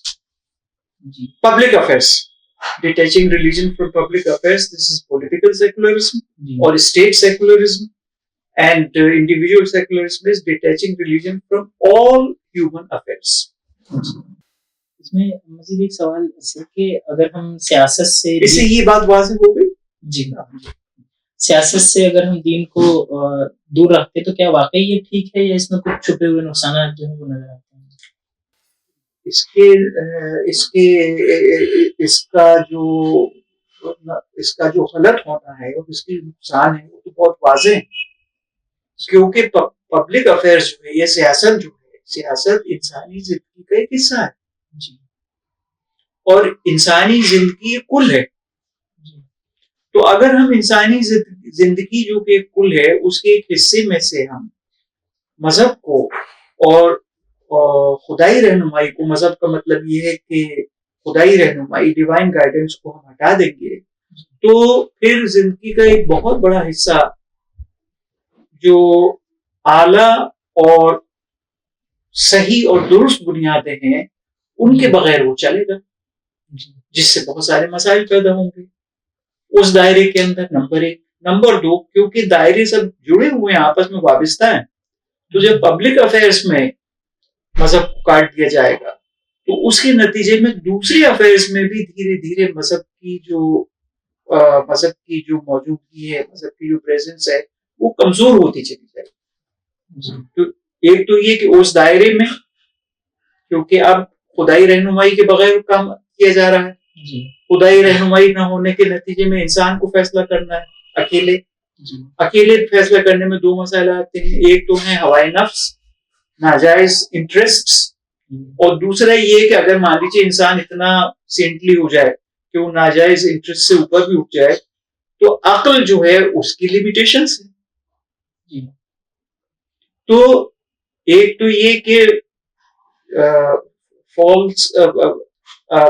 فالس انٹرسٹس اور unjustifiable interests اور limitations of human reason and understanding. اس کے نتیجے میں اس دائرے کے اندر مسائل کھڑے ہوں گے. جو گورننس کا وہ ہے دائرہ ہے یا جو حکومت کا دائرہ ہے اس میں مسائل کھڑے ہوں گے کیونکہ ہوائے نفسانی کی بنیاد پہ فیصلے کیے جائیں گے، اور اگر عقل کی بنیاد پہ فیصلے کیے جائیں گے تو عقل کے خود لمیٹیشنز. اس پہ تو میں نہیں سمجھتا کہ مجھے کچھ عرض کرنے کی ضرورت ہے کہ عقل جو ہے وہ لمیٹڈ ہے، عقل لمیٹڈ ہے. اس میں ایک بہت اچھی بحث مولانا اشرف علی تھانوی صاحب نے اپنی ایک اردو کتاب الانتباہات المفیدہ، الانتباہات المفیدہ ایک مختصر مگر بڑی دقیق کتاب ہے. اس میں انہوں نے یہ پوری بحث کی ہے. اس میں واضح طور پہ انہوں نے دکھایا ہے کہ عقل کی جو قوت ہے، عقل کی جو طاقت ہے، جو دائرہ ہے، وہ لمیٹڈ ہے. اچھا، یہ بحث وہاں پر کی ہے. تو جو لوگ اسے دیکھنا چاہتے ہیں وہ اس کتاب کو پڑھ سکتے ہیں. یہ انٹرنیٹ پہ اویلیبل ہے یہ کتاب. اور اس کا ٹرانسلیشن بھی حسن عسکری صاحب نے کیا ہے، آنسر ٹو ماڈرنٹی کے نام سے. اس کا انگلش ٹرانسلیشن بھی موجود ہے اس کتاب کا. تو جو لوگ اردو نہیں جانتے وہ انگریزی میں پڑھ سکتے ہیں. بہرحال جو بات ہے وہ یہ ہے کہ firstly we have unjustified interests as human beings. Secondly, even if we try to use our reason, it has got its limitations. So if we will conduct our public affairs only on our basis, without submitting to religion or divine guidance, تو لامحالہ اس میں مسائل پیدا ہوں گے. اور نہ صرف اس دائرے میں مسائل پیدا ہوں گے بلکہ ایک دائرے میں خدا کی تابعداری کا قلادہ گردن سے نکالنے کے نتیجے میں ایک دائرے میں دوسرے دائروں میں بھی خدا کی اطاعت اور فرمانبرداری کا جذبہ کمزور ہوتا چلا جائے گا. جی، تو جیسا کہ ایک سوال یہ ہے اس میں کہ جہاں پر ایک سے زیادہ جو ہے مذاہب پائے جاتے ہیں، ایسی جو ہے پلورل ریلیجیسٹک سوسائٹی جو ہے، اس میں کیا سیکولر سسٹم جو ہے وہ صحیح نہیں ہے کہ وہ جو ہے تمام چیزوں کو جو ہے صحیح لے کر ساتھ چلے؟ اس طرح کے سوال بھی اکثر جو ہے کیا جاتا ہے. جی، اس میں دیکھیے سب سے پہلی بات تو یہ اپریشیٹ کی جانی چاہیے کہ پوشیدہ یا کھلے طور پر کسی نہ کسی مذہب کی، اور عام طور سے اکثریت والے مذہب کی بالادستی وہاں بھی رہتی ہے. ایک ریلیجیسلی پلورلسٹک سوسائٹی میں سیکولر اگر آفیشیل اور کانسٹیٹیوشنلی اور آفیشیلی سیکولر گورنمنٹ ہو تب بھی در پردہ اور کبھی کبھی کھلے طور پر جو اکثریتی مذہب ہے اس کی بالادستی رہتی ہے، اور ناجائز بالادستی رہتی ہے. اور اس درجے میں ناجائز بالادستی رہتی ہے کہ دوسرے مذہب کے لوگوں کی 500 سال کی پرانی عبادت گاہوں کو توڑ دیں وہ لوگ. اس درجے میں بالادستی رہتی ہے ایک مذہب کی، جو عام طور سے اکثریتی مذہب ہوتا ہے اس کی بالادستی رہتی ہے. پہلی بات تو یہ ہے. لیکن اگر ہم اس کو مان بھی لیں کہ ایسا ضروری نہیں ہے اور ایماندارانہ طور پر مذہب کو حکومتی نظام سے الگ کیا جا سکتا ہے اور حکومت کو کسی مذہب کو فیور کیے بغیر، کسی مذہب سے متعلق کیے بغیر حکومت کو چلایا جا سکتا ہے، اگر اس یوٹوپین مفروضی کو ہم تسلیم بھی کر لیں تب بھی سوال یہ پیدا ہوگا کہ پھر اس حکومت کی بنیادیں کیا ہوں، کیونکہ جو اعلیٰ ترین بنیادیں ہیں وہ مذہب سے آتی ہیں. نمبر 1، میں یہ مانتا ہوں کہ انسانی تجربے کے اندر مذہب کے علاوہ بھی انسان کے اندر کچھ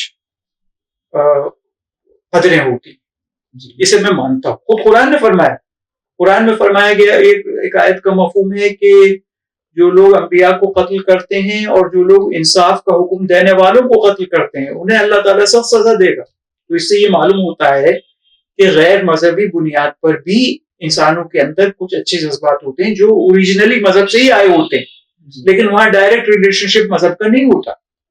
کچھ لوگ جو ہے وہ انصاف پسند ہوتے ہیں اور انصاف کا وہ حکم دیتے ہیں، یہ بات ہوتی ہے.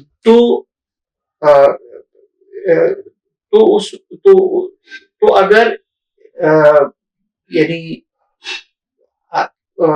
اعلیٰ قدریں غیر مذہبی بنیادوں کے اوپر انسان کے اندر ہوں، مگر وہ اعلیٰ قدریں کافی نہیں ہوتی. ان کی جو لسٹ ہے وہ لسٹ ادھوری ہوتی، اور مذہب کی بنیاد پر، خاص طور سے اسلام کی بنیاد پر جو قدریں ہیں وہ لسٹ کمپریہنسو ہوتی، پروپورشنیٹ ہوتی ہے، بیلنسڈ ہوتی ہے وہ لسٹ. نمبر 1. نمبر 2، جو قدریں اعلیٰ قدریں کسی انسان کے کسی بڑے لیڈر کے ایک جذبے اور داعیے کی بنیاد پر حکومت کی بنیاد بنائی جاتی ہیں، باقی جو سوسائٹی ہوتی ہے، جو عوام الناس ہیں، ان کے اندر کوئی جذبہ نہیں ہوتا اس کو ماننے کا. ارے یہ تو گاندھی جی کی بات ہے, یہ تو نہرو جی کی بات ہے. لیکن جب کوئی بات مذہب کے حوالے سے آتی ہے کہ بھگوان نے یہ کہا, گاڈ نے یہ کہا ہے, اللہ نے یہ کہا ہے, جب مذہب کے حوالے سے بات آتی ہے تو اس کو ماننے کا جذبہ بہت مضبوط اور آفاقی یونیورسل ہوتا ہے. ہر سطح کے لوگ, پڑھے لکھے ان پڑھ, سب اس کو مانتے ہیں جب مذہب کی بنیاد پر کوئی قطر آتی ہے. تو مذہب کی بنیاد پر نہ صرف پوری لسٹ آتی ہے بلکہ اسٹرانگ موٹیویشن مذہب کی بنیاد پر پیدا ہوتا ہے. تو اس لیے جب ہم پبلک افیئرس سے اگر ہم یہ کہیں کہ ہم اس کو نان مذہبی بنیادوں پر ہم چلائیں گے اور ہم ایماندارانہ چلائیں, جو کہ ہوتا نہیں, غالب مذہب کا پورا تسلط وہاں پر ہوتا ہے, لیکن اگر ایسا ہم کریں بھی چلائیں تو اس کے اندر وہ کمی ہوگی کہ وہاں پر اعلیٰ قدریں نہیں ہوں گی, اور اگر اعلیٰ قدریں ہوں گی تو اس کے اوپر یونیورسل جو وفاداری ہونی چاہیے اور اسٹرانگ جو موٹیویشن ہونا چاہیے وہ نہیں ہوگا, کیونکہ وہ گاندھی جی کی بات ہوگی, وہ نہرو جی کی بات ہوگی, وہ نیلسن منڈیلا کی بات ہوگی, وہ ابراہیم لنکن کی بات ہوگی, وہ جیفرسن کی بات ہوگی, لیکن اس کو ہر خاص و عام اس جذبے سے نہیں مان سکے گا جس جذبے سے کہ مذہب کی بات مانی جاتی. تو جو پبلک افیئرس ہیں, پبلک افیئرس کو اول تو یہ کہ سیکولر رول میں بھی ہڈن ڈومینیشن اکثریتی مذہب کا رہتا ہے. نمبر 1, نقصان پورا ہو جاتا ہے کہ وہ جو اعلیٰ قدریں ہیں وہ نکل گئی پوری کی پوری, اور اگر ایمانداری کے ساتھ بھی وہ چلیں اعلیٰ قدروں پہ تو ان اعلیٰ قدروں کے لیے یونیورسل اسینٹ اور اسٹرانگ موٹیویشن نہیں ہوتا, جس سے کہ پبلک افیئرس کے دائرے میں اعلیٰ قدروں کا نفاذ ممکن نہیں رہتا. سر اس سے یہی ایک بات نکل کر آتی ہے کہ جہاں تعدد مذاہب ہے, بہت سارے مذاہب جہاں پائے جاتے ہیں, تو وہاں پر پھر کیا ہم ایک مذہبی اصولوں کے ساتھ ایک اچھی حکومت جو ہے بنا سکتے ہیں؟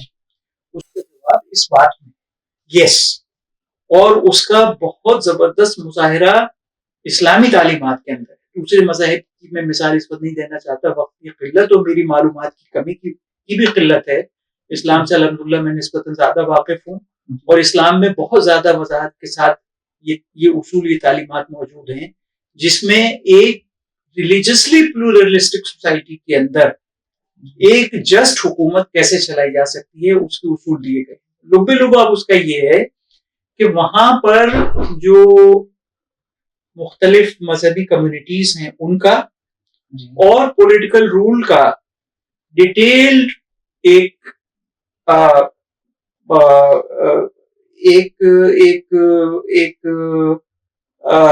ڈیٹیلڈ ایگریمنٹ اور انڈرسٹینڈنگ کی جاتی ہے. مثلا جب ایران سے جنگ چل رہی تھی تو بحرین کے عیسائی عرب قبیلوں نے یہ کہا کہ جزیہ دینے میں تو ذلت ہے, تو ہم جزیہ تو نہیں دیں گے آپ کو. لیکن عرب سولیڈیریٹی کی بنیاد پر باوجود مذہب کے اختلاف کے آپ ہم سے اگر جزیہ نہ لیں, اگر ہم اس لحاظ سے آپ ہمیں ایکول سٹیزن بنائیں تو پھر ہم ایران سے پوری جنگ کر سکتے ہیں. تو حضرت عمر نے ثابت کر دیا تھا جزیہ ان کے اوپر سے. اس سے ہمارے فقہا یہ نتیجہ نکالتے ہیں کہ جہاں ریلیجیس پلورلزم ہو وہاں کی سچویشنز کے لحاظ سے بہت سارے جو اسلام کی تعلیمات ہیں, اصول ہیں, اس میں ان کو ڈیفر کیا جا سکتا ہے. تو اس کا بنیادی جو جواب ہے وہ یہی ہے کہ ڈفرینٹ ریلیجیس کمیونٹیز کے ایک نیگوسیشنز ہوں, پولیٹیکل اسٹرکچر کے بارے میں ان کے نیگوسیشنز ہوں, اور جو بھی نیگوسیشن میں بات طے ہو جائے اس کے لحاظ سے پولیٹیکل سسٹم چلے. یہ اصول اسلام کے اندر ہے, اور اسلام نے اس سے آگے بڑھ کے ایک اور اصول بھی دیا ہے کہ ایک بہت ہی obvious جو پلورلسٹک سوسائٹیز کے لیے جو جسٹ حکومت کا کام کر سکتا ہے, جو اسلام پر بیسڈ ہوگی, لیکن ان کے لیے بھی جسٹ ہوگی. تو ایک تو کچھ بھی نیگوشیٹ کیا جا سکتا ہے ظاہر شرعی حدود کے اندر, کن چیزوں کو ڈیفر کر سکتے ہیں کن نہیں کر سکتے, یہ ایک الگ سے بحث پوری ہے. بہت ساری چیزوں کو ڈیفر کیا جا سکتا ہے, نیگوسیشن کے ذریعے بھی اسٹرکچر بنایا جا سکتا ہے.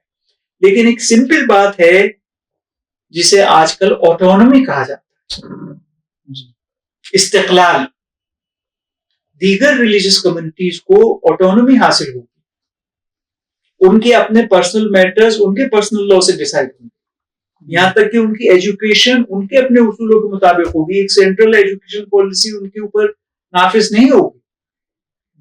ان کے اپنے کورس ہوں گے جو ان کے اپنے مذہبی رہنما بنائیں گے, ان کے اپنے اسکول ہوں گے, ان کے اپنے کریکولم ہوں گے جو ان کے مذہبی رہنما بنائیں گے. اور جو حکومت ہے وہ مرکزی فنڈ میں سے ان کی آبادی کے تناسب سے ان کو پیسے دے دے گی, اور وہ اپنے کورس اور اپنے اسکولس اور اپنے امتحانات کو خود مینج کریں گے. یہ ہے آٹونومی. تو اسلام ایک کلیئر اصول, بہت بڑا اصول آٹونومی کا دیتا ہے, جو لا اکراہ فی الدین سے نکلتا ہے اس کے تحت آٹونومی کا اصول دیتا ہے. اور اس اصول کے اوپر عمل درآمد 20ویں صدی تک عثمانیہ جو خلافت تھی, آپ جانتے ہیں کہ 1922-1923 کے قریب ختم ہوئی, یعنی 1920 تک تو عثمانیہ خلافت رہی. عثمانیہ خلافت میں مسلمانوں سے زیادہ عیسائیوں اور یہودیوں کی آبادی تھی, کیونکہ پورا بالکنز, پورا ایسٹرن یورپ سب عثمانی رول کے اندر تھا. گریس اور پولینڈ اور یہ سب عثمانی خلافت کے حکومت میں تھے. وہاں پر یہ چیز نافذ تھی اور اس کو ملت سسٹم کہا جاتا تھا. یعنی یہودیوں اور عیسائیوں کے پرسنل لاس, ان کے اپنے اسکولز, ان کا اپنا ایجوکیشن ان کے مذہبی رہنماؤں کے ہاتھ میں تھا, جس کو کہ سینٹرل گورنمنٹ کا سینکشن حاصل تھا اور سینٹرل گورنمنٹ کی طرف سے فائنینسز حاصل تھے. تو یہ چیز اسلام کے اندر 20ویں صدی کے یعنی 1920 تک یہ شکل جو ہے عملاً چلتی رہی. اور علمی سطح کے اوپر تو قرآن اور احادیث کے اندر اور ہماری فقہ کے اندر یہ چیز موجود ہے. پھر ہم اپنے پلٹتے ہیں تو اس سے ثابت ہوتا ہے کہ مذہبی بنیادوں پر ایک کثیر المذاہب معاشرے میں بھی ایک عادلانہ اور جسٹ حکومت بنائی جا سکتی ہے. مذہبی بنیادوں پر بھی اس کے وہ پورے فائدے ہوں گے جو مذہبی تعلیمات سے ہوتے ہیں, اور ناانصافی بھی نہیں ہوگی باوجود کثیر المذاہب ہونے کے. اس کی مثال اسلام کے اصول سے ملتی ہے جسے ہم آٹونومی کہتے ہیں, جو اسلام نے دیا. اور آٹونومی سے آگے بڑھ کے اسلام نے کہا کہ نیگوشیشنز کے ذریعے سے جو بھی وہ طے کر دیں گے وہی پولیٹیکل سسٹم ہوگا. یہ نہیں کہہ رہے صاحب ہندوستان میں تو ویسٹ منسٹر والا پولیٹیکل سسٹم چلے گا کیونکہ یہاں آپ کو اس میں فائدہ نظر آیا, اکثریت آپ کی ہے. تو آپ نے کہا کہ یہاں پر تو ون مین ون ووٹ والا وہ چلے گا. اور جو دوسرے طریقے ہیں جو اس وقت بھی ویسٹ میں بھی رائج ہیں, امریکن سسٹم ہے, دوسرے سسٹمز ہیں, ان سب کو آپ نے ریجیکٹ کر دیا کیونکہ اس سے آپ کا جو تسلط ہے, ہیگمنی تھی, آپ کی جو مونوپولی تھی وہ ختم ہو رہی تھی اس سے. تو سیکولر حکومت کے علاوہ مذہبی بنیادوں پر ایک عادلانہ حکومت کثیر المذاہب معاشرے کے اندر چل سکتی ہے. اس کا اصول, سب سے بڑا اصول اسلام دیتا ہے کہ ڈفرینٹ ریلیجیس کمیونٹیز نیگوشیٹ کر کے سسٹم بنائیں گی کہ سینٹرل گورنمنٹ کا کہاں تک اختیار ہوگا اور اس کمیونٹی کا کہاں تک اختیار ہوگا. یہ ساری چیزیں نیگوشیٹ کی جا سکتی ہیں, جس کی میں نے آپ کو 2 مثالیں دی. ایک حضرت عمر رضی اللہ عنہ کے زمانے سے ایکسٹریم مثال, اور دوسری عثمانیہ خلافت میں جو ملت سسٹم تھا اس کی مثال جو کہ 1920 تک چلتی ہے. تو اس سے ثابت ہوتا ہے کہ مذہبی بنیادوں پر کثیر المذاہب معاشرے کے اندر ایک عادلانہ حکومت ہو سکتی ہے. جی سر, تو جیسے کہ ہمارے نظریات کے تعلق سے سب بات چل رہی ہے, جس میں جو ایک مکمل آزادی کا تصور آج کل پایا جاتا ہے لبرلزم کے نام سے, تو اس کا مرکزی اور بنیادی عقیدہ اس کا کیا ہے؟ یہ آپ نے درست کہا کہ موجودہ دور کی جو اور باطل نظریات ہیں جس میں سے بعض پہ بھی گفتگو بھی ہوئی ہے, مثلا ایتھیزم, سیکولرزم, ان دونوں کے اندر جو آزادی ہے وہ بہت مرکزی عنصر ہے، ایلیمنٹ ہے. تو پھر اس طرح سے اب سوال پیدا ہوتا ہے کہ وہ نظریہ جو آزادی کو ہی اپنی بنیاد بناتا ہے، یعنی لبرلزم، اس پہ کچھ گفتگو کی جائے. تو لبرلزم کے بیسک ٹینٹس کیا ہیں؟ تو اس میں ایک چیز تو یہ ہے کہ لبرلزم میٹریلزم اور ایتھیزم کے مقابلے میں بھی زیادہ پولی ویلنٹ ہے. یعنی میٹریلزم اور سیکولرزم اور ایتھیزم کے بھی کئی معنی ہیں جو ابھی جن پہ گفتگو ہو چکی ہے. تو لبرلزم کے اس سے بھی زیادہ معنی ہے. لبرلزم کے الگ الگ تعریفیں ہیں لبرلزم کی. اگر ہم تجزیہ کر کے اس کو ایک کل کے طور پر دیکھنے کی کوشش کریں تو ہم کہہ سکتے ہیں کہ لبرلزم کے دو پہلو. ایک تو لبرل پولیٹیکل تھیوری ہے اور دوسرے انڈیویژول لبرلزم ہے. تو انڈیویژول لبرلزم کی بنیاد اس بات کے اوپر ہے کہ انڈیویژول کو آزاد ہونا چاہیے. نہ صرف خدا سے آزاد ہونا چاہیے اور نہ صرف خدا سے اور مذہب سے آزاد ہونا چاہیے بلکہ جو اجتماعیت ہے اس سے بھی آزاد ہونا چاہیے انڈیویژول کو. تو یہ تو لبرلزم کا جو انڈیویژول پہلو ہے، انفرادی پہلو ہے، اس کا وہ ہے نظریہ. اور جو لبرل پولیٹیکل تھیوری ہے وہ بھی بہت مشہور ہے. اور اس وقت ویسٹ میں جو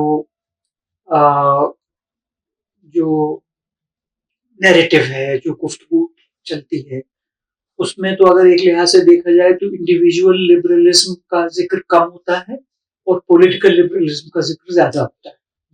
اور میرے خیال میں اس کی ایک وجہ یہ بھی ہے کہ انڈیویژول لبرلزم کو تو پہلے ہی پوری فتح حاصل ہو چکی ہے پچھلی 2 صدیوں میں، اس لیے اس پہ وہ کوئی زیادہ گفتگو کی اب ضرورت محسوس نہیں کرتے.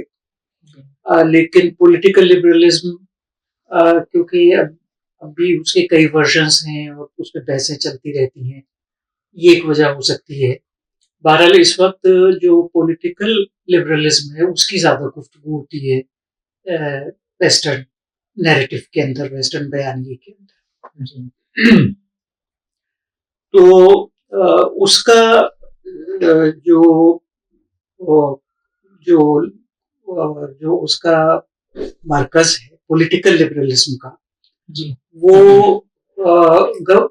گورنمنٹ کا رول ہے، گورنمنٹ کا کردار ہے. تو جو کلاسیکل لبرلزم تھا، جو سمجھیے کہ آج سے جسے ہم کہہ سکتے ہیں کہ ورلڈ وار سیکنڈ سے پہلے تک کا جو پولیٹیکل لبرلزم تھا، اس میں یہ تھا کہ گورنمنٹ کا رول کم سے کم ہونا چاہیے. گورنمنٹ کا رول انسانی زندگی کے اندر کم سے کم ہونا چاہیے. اور اس کے ایک بہت اہم تقاضے کے طور پر جو معیشت ہے، معیشت میں گورنمنٹ کا کوئی کنٹرول نہیں ہونا چاہیے، بلکہ پوری طرح سے لوگ آزاد ہونے چاہیے کہ وہ جس طرح سے چاہیں اپنی معاشی ترقی کے لیے کام کریں. تو جو مارکسزم ہے وہ اس کی عین ضد ہے. یعنی لبرل پولیٹیکل تھیوری کا یہ ورژن جس میں یہ کہا گیا کہ گورننس کم سے کم ہو اسٹیٹ لیول کے اوپر، اور اس کے اکانومک ڈائمینشن میں بھی گورننس کم سے کم ہو، اور لوگ پوری طرح آزاد ہوں کہ جس طرح سے چاہیں اپنے معاشی کام کریں، گورنمنٹ کی اس میں کوئی مداخلت نہ ہو. اس سے جو ہے وہ کلاسیکل کیپٹلزم نکلتا ہے. اسی چیز سے کلاسیکل کیپٹلزم نکلتا ہے کہ جو لوگ ہیں وہ پوری طرح آزاد ہیں اپنے معاشی سرگرمیاں انجام دینے کے لیے، اور گورنمنٹ کو اس میں کسی قسم کی مداخلت نہیں کرنا چاہیے. اسی سے کلاسیکل کیپٹلزم نکلتا ہے جس کی کہ مارکسزم ضد ہے. جی مارکسزم کہتا ہے کہ پوری سوسائٹی کو کنٹرول کرنا چاہیے گورنمنٹ کو، جی بشمول اکنامکس کے، معاشی زندگی بھی پوری طرح گورنمنٹ کی طرف سے طے کی جانی چاہیے. جی لیکن اب ہم کہہ سکتے ہیں کہ سیکنڈ ورلڈ وار کے بعد جی جو پولیٹیکل لبرلزم ہے جی وہ اب lack of governance and lack of interference in economic activity سے ہٹ کے اب اس کے مطلب یہ ہو گئے ہیں کہ گورنمنٹ کو گورننس پراپر میں بھی اور اپنے اکانومک کنٹرول میں بھی، دونوں پہلوؤں میں، اپنے پولیٹیکل ڈائمینشن میں بھی اور اپنے اکانومک ڈائمینشن میں بھی گورنمنٹ کو ایک ویلفیئر اسٹیٹ کے طور پر کام کرنا چاہیے. اچھا بجائے نو گورننس یا منیمل گورننس کے ایک ویلفیئر اسٹیٹ کے طور پر کام کرنا چاہیے. جی تو یہ فرق ہے classical liberal political theory and current liberal political theory میں. جی کہ کرنٹ جو لبرل پولیٹیکل تھیوری ہے وہ ویلفیئر اسٹیٹ کی بات کرتی ہے، جبکہ جو کلاسیکل لبرل پولیٹیکل تھیوری تھی وہ منیمم گورننس کی بات کرتی تھی، both in politics as well as in economics, جی which meant capitalism. But now political liberalism کے جو مطلب ہیں آج کل وہ ویلفیئر اسٹیٹ کے، جی کہ گورنمنٹ کو گورننس میں اور گورننس سے زیادہ معیشت کے میدان میں ایسے کام کرنے چاہیے تاکہ عوام الناس کی ضروریات پوری ہو سکیں. اور بھی اس میں کئی چیزیں ہیں، کئی اس کے اندر پالیسیز ہیں، رولس ہیں جن کو ویلفیئر اسٹیٹ کے کیپشن کے تحت سمجھا جا سکتا ہے اور لسٹ کیا جاتا ہے، بیان کیا جاتا ہے. تو ویلفیئر اسٹیٹ کیا ہے، یہ بھی ایک ہمارا ہوم ورک ہو سکتا ہے. ہم خود اب دیکھ سکتے ہیں، مجھے اس پہ زیادہ بولنے کی ضرورت نہیں کہ ویلفیئر اسٹیٹ سے کیا مراد ہے. جی تو پولیٹیکل لبرلزم جو ہے وہ پہلے منیمل گورننس اینڈ کیپٹلزم تھا، کلاسیکل کیپٹلزم، اور اب پولیٹیکل لبرلزم ہو گیا ہے ویلفیئر اسٹیٹ. جی یہ تو سر مطلب ایک یہ کہا جا سکتا ہے کلاسیکل لبرلزم ماڈرن لبرلزم کا فرق ہو گیا. ایک چیز اس میں یہ ہے کہ لبرلزم جو ہے وہ فرد کو کس طریقے سے خاندان اور کمیونٹی سے زیادہ اہم سمجھتا ہے. ایسا کیوں ہوتا ہے؟ کیونکہ میرے خیال میں اس کی وجہ یہ ہے، میں نے اس کا کوئی مطالعہ نہیں کیا کہ وہ کیوں ایسا. یہ تو طے شدہ بات ہے کہ وہ انڈیویجول کو پرائمیسی دیتا ہے. جی یہ ان نیٹ یہ صحیح بات ہے. لبرلزم انڈیویجول کو پرائمیسی دیتا ہے اپنے انڈیویجول ڈائمینشن. ابھی تک ہم نے پولیٹیکل ڈائمینشن کی بات کی، اب انڈیویجول ڈائمینشن میں اگر ہم دیکھیں تو لبرلزم انڈیویجول کو پرائمیسی دیتا ہے کلیکٹیویٹی کے مقابلے میں، انکلوڈنگ فیملی اور اسٹیٹ اور social institutions whatever it is. Collectivity کے مقابلے میں انڈیویجول کو پرائمیسی دیتا ہے. جی لیکن کیوں دیتا ہے یہ میں نے کوئی اس کا زیادہ مطالعہ تو نہیں کیا، لیکن میں اندازے سے یہ کہہ سکتا ہوں کہ وہ اس لیے دیتا ہوگا انڈیویجول کو اہمیت، کیونکہ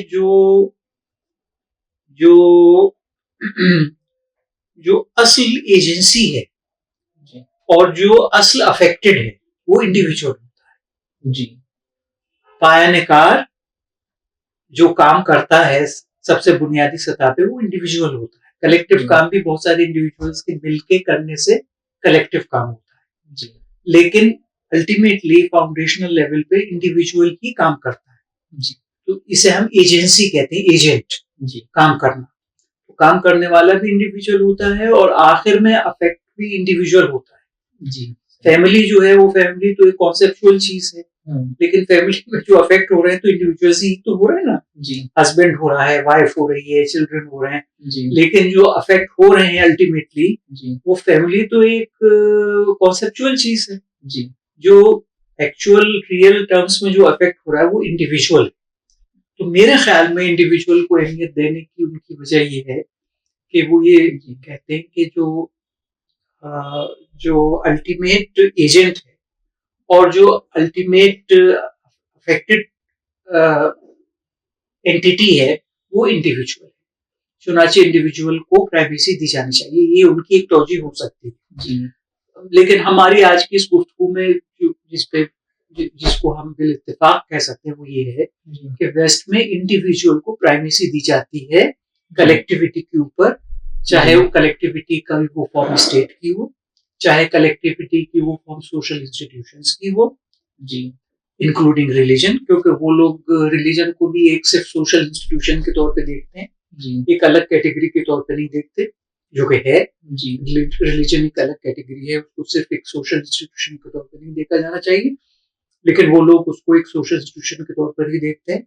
یا فیملی ہو, کلیکٹیوٹی کی یہ 3 ویل نون ایکسپریشنز ہیں, state, social institutions including religion and family. تو ان سب کے مقابلے میں وہ انڈیویجول کو پرائیویسی دیتے ہیں, ان کو بھی مانتے ہیں لیکن پرائیویسی انڈیویجول کو دیتے ہیں.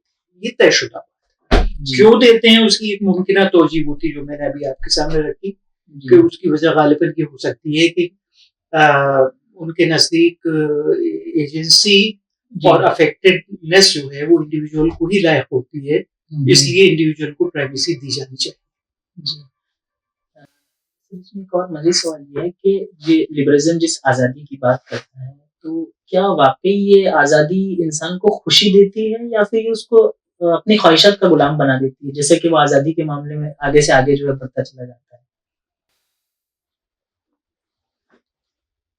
یہ بالکل صحیح بات ہے کہ انڈیویجول کو ہر قسم کے کنٹرول سے آزاد کرنا, میرے خیال میں صرف آزادی نہیں بلکہ کنٹرول سے آزادی, یہ بھی ہم بڑھائیں تو پھر اس کا جو اصل مفہوم ہے وہ یا اس کی جو اصل حقیقت ہے اس فینومینن کی, لبرلزم کے فینومینن کی, وہ تب ہمارے سامنے پوری طرح آتا ہے.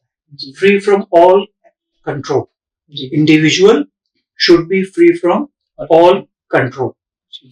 تو یہ جو فریڈم فرام آل کنٹرول ہے, اس کا پریکٹیکلی نتیجہ یہ نکلتا ہے کہ انڈیویجول جو ہے وہ خود اپنے خواہشات نفسانی کا غلام ہو جاتا ہے. جی لیکن یہ اس وقت ہی ہوتا ہے جبکہ ان کی جو مین کی جو ان کا کانسیپٹ ہے, مین کا ان کا کانسیپٹ عامیانہ ہو, کہ یعنی جو انسان کی جسمانی لذات ہیں وہی انڈیویجول ہے, وہی مین ہے. یہ عامیانہ تصور ہے. جی جاہل سے بھی آپ کہیں گے کہ بھئی انسان کون ہے, تو کہے گا بھئی جو کھاتا پیتا ہے, جو دوسری لذتیں اٹھاتا ہے یا تکلیفیں اٹھاتا ہے وہ انسان ہے. مگر حقیقت میں تو انسان جو ہے وہ صرف جو ہے لذت کے حصول کرنے والی شخصیت نہیں ہے, بلکہ انسان کے اندر خود اس کے اپنے اندرون میں کئی ڈائمینشنز ہیں. ایک ڈائمینشن اس کا ایگو ہے, دوسرا ڈائمینشن اس کا جو ہائر سیلف ہے وہ ہے. تو اگر یہ پراپر انالیسس ہو انڈیویجول کی, تب پھر کنٹرول میں فریڈم فرام دا ایگو بھی شامل ہو جائے گا. تو پھر یہ کمپیٹیبل ہو جائے گا لبرلزم کے ساتھ. جو ریلیجس پوائنٹ آف ویو ہے وہ کمپیٹیبل ہو جائے گا لبرلزم کے ساتھ, that an individual should be free from all control including his own ego, including his own ego. تو ایسے بھی بات کو کہا جا سکتا ہے, لیکن اگر یہ بات کچھ عجیب سی لگتی ہے تو پھر صاف طور پہ کہا جائے گا کہ انسان ہر کنٹرول سے آزاد نہیں ہو سکتا. انسان کو بہرحال ریزنیبل کنٹرولز, یہاں پر پھر ہمیں ایک کوالیفیکیشن استعمال کرنا ہوگا, ریزنیبل کنٹرولز انسان کے اوپر عائد ہونے چاہیے.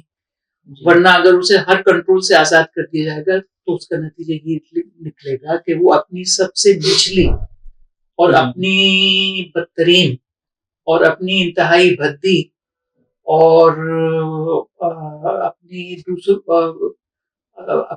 انتہائی بدی جو اس کی خواہشات ہیں اس کا وہ غلام بن کے رہ جائے گا. اور ایک بہت بڑا اس کا نتیجہ یہ نکلے گا کہ وہ آخرت کی کامیابی اور خدا کی رضا سے محروم ہو جائے گا. تو یہ بھی فیکٹرز وہ لوگ ان کے سسٹم میں نہ خدا ہے نہ آخرت ہے, لیکن اگر ہم سسٹم میں اگر ہم انڈیویجول کے باہر جو کچھ ہے اس میں اگر ہم خدا کو اور آخرت کو بھی رکھیں جی یا انڈیویجول سے ہی ریلیٹ کر کے رکھیں کہ انڈیویجول جو ہے وہ خدا کا ہی بندہ ہے اور انڈیویجول جو ہے وہ آخرت کے لیے بنایا گیا ہے، تو بات اس طرح سے بھی کہی جا سکتی ہے. اس میں انڈیویجولزم کی میننگ کو ہم ایکسٹینڈ کریں گے، اور اگر ہمیں یہ کچھ عجیب سا لگتا ہے تو پھر ہم انڈیویجول کا جو نان انڈیویجول کمپلیمنٹ ہے اس میں ہم خدا کو اور انڈیویجول کی جو آخرت کی زندگی ہے اس کو ہم لائیں گے کہ انڈیویجول کی ایک ورلڈلی زندگی ہے اور ایک انڈیویجول کی آخرت کی زندگی ہے.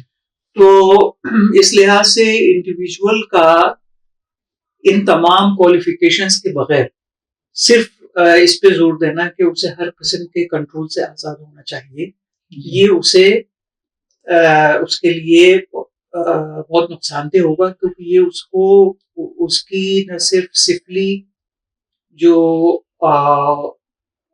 خواہشات ہیں اور جبلتیں ہیں اس کا غلام بنا دے گا، اور وہ آزادی نہیں ہوگی بلکہ وہ بدترین غلامی ہوگی، کیونکہ وہ کر ہی نہیں پائے گا، وہ ایک طرح کا ایڈکٹ ہو جائے گا. ایڈکٹ کو کوئی آدمی آزاد نہیں کہتا کہ بھئی ڈرگس کھانے کے لیے آزاد ہونا چاہیے. ابھی تک اتنی مطلب کیا کہنا چاہیے کہ کریکٹ میننگز کا اتنا لحاظ تو اب تک ہے کہ ڈرگ یوز کو جو ہے وہ لبرٹی کا وہ نہیں سمجھا جاتا، تقاضا نہیں سمجھا جاتا، بلکہ یہ سمجھا جاتا ہے کہ ایڈکٹ جو ہے وہ ایک طرح سے غلام ہو جاتا ہے. تو انہی معنی میں انسان جو ہے وہ اپنے خواہشات نفسانی کا، اپنی سفلی خواہشات کا غلام ہو جائے گا. ایک نقصان تو اس کو یہ ہوگا. دوسرا نقصان اس کو یہ ہوگا کہ وہ خدا کی رضا اور آخرت سے محروم ہو جائے گا اگر اسے ہر قسم کے کنٹرول سے آزاد کر دیا جائے. اور تیسرا نقصان اس کا یہ ہوگا کہ وہ دوسروں کے لیے مسئلہ بنے گا. حالانکہ اس کا تدارک وہ یہ کرتے ہیں کہ my freedom ends where the freedom of other person starts. تو اس طرح سے پھر اس کی توجیہ کرتے ہیں کہ ایسا کوئی کام ہمیں نہیں کرنا چاہیے. I can move my arm wherever I like, but the freedom to move my arm ends where the nose of the other person starts. There I have to stop. یہ ان کے یہاں ایک طریقہ ہے کہ اس کے جو سماجی نقصانات ہیں انڈیویجول کے بغیر ہر قسم کے کنٹرول سے آزاد ہونے کے، اس کو وہ اس کا سدباب اس طرح سے وہ کرنے کی کوشش کرتے ہیں کہ موریلٹی کا اصول یہ ہے کہ جس پرنسپل کو مانا جائے اسے یونیورسلائز کیا جائے. چنانچہ جب ہم یہ کہہ رہے ہیں کہ individual should be free of all external control, so all individuals should be free from all external controls. So that action of the individual cannot be considered valid freedom which limits the freedom of other person. تو اس طرح سے ایک round about وے میں اس کو تو وہ کسی طرح سے آرگیو کر لیتے ہیں اور اس پہ پابندی لگا دیتے ہیں ان سرگرمیوں پہ انسان کی جو کہ دوسروں کے فریڈم یا ضروریات کی امپنج کرتی ہیں، اس پہ پابندی لگا دیتے ہیں. لیکن خود اس کی رضالت، خدا سے دوری اور آخرت کی کامیابی، یہ تین چیزیں جو اس کے فریڈم سے پیدا ہوتی ہیں، ان کنٹرول فریڈم سے اور ایبسولوٹ فریڈم سے پیدا ہوتی ہیں، ان پہ تو یہ تو پھر بھی یہ نقصانات موجود رہتے ہیں. تو یہ بات درست ہے کہ جو لبرلزم کا نظریہ ہے، اس لبرلزم کے نظریے سے انسان انتہائی پست اور سفلی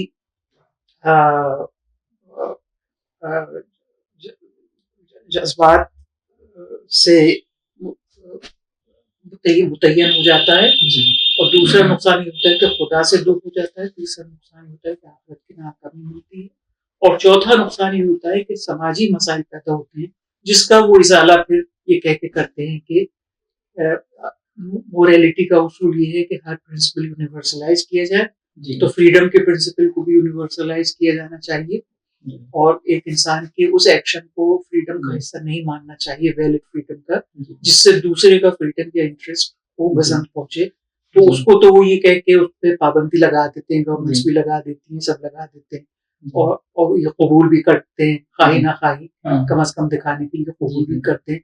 لیکن پستی، ہوں، رذالت، جی خدا سے دوری جی اور آخرت کی ناکامی، جی یہ جن چیزوں سے پیدا ہوتی ہے ان چیزوں پہ کوئی پابندی نہیں لگائی جاتی، اور اسے اس فریڈم کا حصہ سمجھا جاتا ہے جو کہ لبرلزم کے تحت انڈیویجول کو حاصل ہونا چاہیے.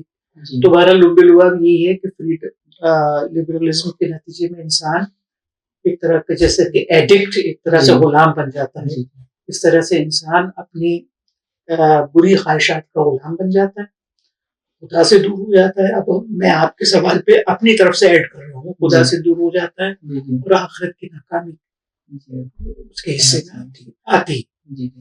اسی میں سوال مزید ہے کہ جب معاشرے میں جب وہ لوگ یہ سمجھ لیجیے کہ اپنی بات رکھتے ہیں تو اس طریقے سے کہ ہم لوگ جو ہے وہ آزاد خیال ہے، تو ہم لوگ دوسروں کے یہ سمجھ لیجیے کہ تمام چیزوں کا احترام کرتے ہیں، حتیٰ کہ ہم لوگوں کے مذہب کا بھی جو ہے وہ احترام کرتے ہیں. لیکن کیا کہیں نہ کہیں یہ مطلب چھپے ہوئے طور پہ مذہب کو جو ہے وہ معاشرے سے نکالنے کی ایک سازش جو ہم لوگوں کو نظر آتی ہے، یا اس طریقے سے ہو جاتا ہے کہ وہ معاشرے کو مذہب سے نکالتے ہیں؟ دوسروں کے مذہب کے احترام والی بات جو ہے اس سے تو وہ غالباً اپنے آپ کو پابند سمجھتے ہیں، جی دوسروں کے مذہب کے احترام. لیکن یہ کہ دوسروں کے مذہب کا احترام کس چیز میں ہے یہ وہ ان کے اوپر چھوڑتے ہیں، ہاں بجائے جو دین کے ویلڈ اسپوکس مین ہیں جی بجائے ان پہ چھوڑنے کے. مثلاً کتاب سنت اسلام کے کیس میں علماء اور فقہا، بجائے ان پہ چھوڑنے کے وہ آدمی کے اوپر چھوڑتے ہیں کہ وہ اسلام کے ان کے نزدیک کیا مطلب ہے، نمبر ایک. اور نمبر دو، اس کے اندر بھی وہ حقیقت میں ان کے مذہب کی حقیقت میں بھی وہ ان کے مذہب کے جو تقاضے ہیں اس کو سیکروسینکٹ سمجھنے کے بجائے وہ جو مذہب کے تقاضے ان کے نزدیک ہیں صرف ان کو سیکروسینکٹ سمجھتے ہیں، اور دوسرے آدمی کے جو الگ سے اگر کچھ تقاضے ہیں انہیں نہیں سمجھتے. مثلاً اب عام عیسائیوں کے لیے اب اس کی کوئی اہمیت نہیں رہی ہے کہ عیسیٰ علیہ السلام نعوذ باللہ توہین کی جائے. چنانچہ لاسٹ ٹیمپٹیشن آف کرائسٹ جو فلم تھی وہ خوب چلی اور اس پر کوئی پابندی نہیں لگی. تو جب مسلمان یہ کہتے ہیں کہ سلمان رشدی کی کتاب کے اوپر پابندی لگنی چاہیے تو کہتے ہیں بھائی دیکھیے ہمارے بھی تو کرائسٹ کی last temptation of Christ film آئی تھی اور اس میں بہت توہین آمیز ڈپکشن تھا عیسیٰ علیہ السلام کا، تو ہم نے تو اس پہ کوئی پابندی نہیں لگائی. تو یہ آپ کی بات درست ہے کہ وہ دوسرے کے مذہب کو نقصان نہ پہنچانا، اس میں بھی اپنی مونوپولی اور اپنی ہیگمنی، چھپی ہوئی ہیگمنی لاتے ہیں، اور وہی مذہبی ان کو آزادیاں دیتے ہیں جو ان کے نزدیک مسلم، اور جو دوسرے آدمی کے مذہب کا تقاضا ہے اس کو وہ ایکسیپٹ نہیں کرتے. تو یہ بات آپ کی درست ہے. مزید سوال یہ کہ یہ جو آج کا ہیومن رائٹس کا جو تصور ہے، کیا یہ واقعی جو ہے وہ ایک غیر جانبدارانہ تصور ہے، یا پھر یہ لبرلزم کو جو ہے وہ اسپریڈ کرنے کی ایک چیز جو ہم لوگوں کو نظر آتی ہے؟ یہ ہیومن رائٹس کا جو معاملہ ہے، ہیومن رائٹس میں کئی پرابلمس ہیں. ہیومن رائٹس کے اندر پہلی پرابلم تو یہ ہے کہ کلیکٹیویٹی کے رائٹس کا کوئی ذکر نہیں کیا گیا، یا دوسرے الفاظ میں رسپانسبلٹیز کا کوئی ذکر نہیں کیا گیا کہ انسان کے اوپر اگر کچھ رائٹس ہوتی ہیں تو انسان کے اوپر کچھ آبلیگیشنز بھی ہوتے ہیں. تو ہیومن رائٹس ڈکلیریشن میں رائٹس کے ساتھ آبلیگیشن کا ذکر نہیں کیا گیا. کارپوریٹ اور کلیکٹیو لائف کے جو رائٹس ہیں اس کا کوئی ذکر نہیں کیا گیا.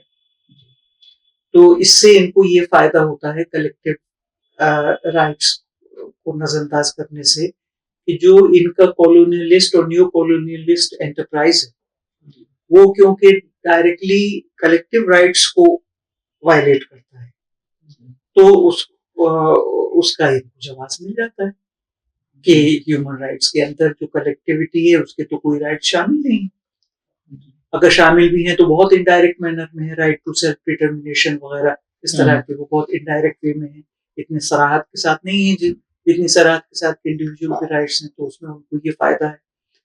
تو ہیومن رائٹس کا جو ہے ایک تو یہ کہ اس میں کلیکٹیوٹی کے رائٹس نہیں، جس سے ان کا ایک ہڈن ایجنڈا ہے کہ نیو کولونیلسٹ انٹرپرائز کو ایک جواز مل جائے. دوسرا اس میں یہ ہے کہ اس میں گاڈ کے رائٹس اور آخرت کے ریکوائرمنٹس اس کا کوئی لحاظ نہیں. ہیومن رائٹس کے اندر اگر بائی میوچل کانسینٹ بدکاری لوگ کرنا چاہیں تو اس کی ان کو پوری اجازت ہے، اور اس میں یہ بالکل نہیں دیکھا جاتا کہ یہ جو اللہ کے حقوق ہیں یا آخرت کے تقاضے ہیں انسان کے، اس کو مجروح کرتا ہے، یا انسان کی جو روحانیت کے تقاضے ہیں اس کو مجروح کرتا ہے، اس کا کوئی لحاظ نہیں رکھا جاتا.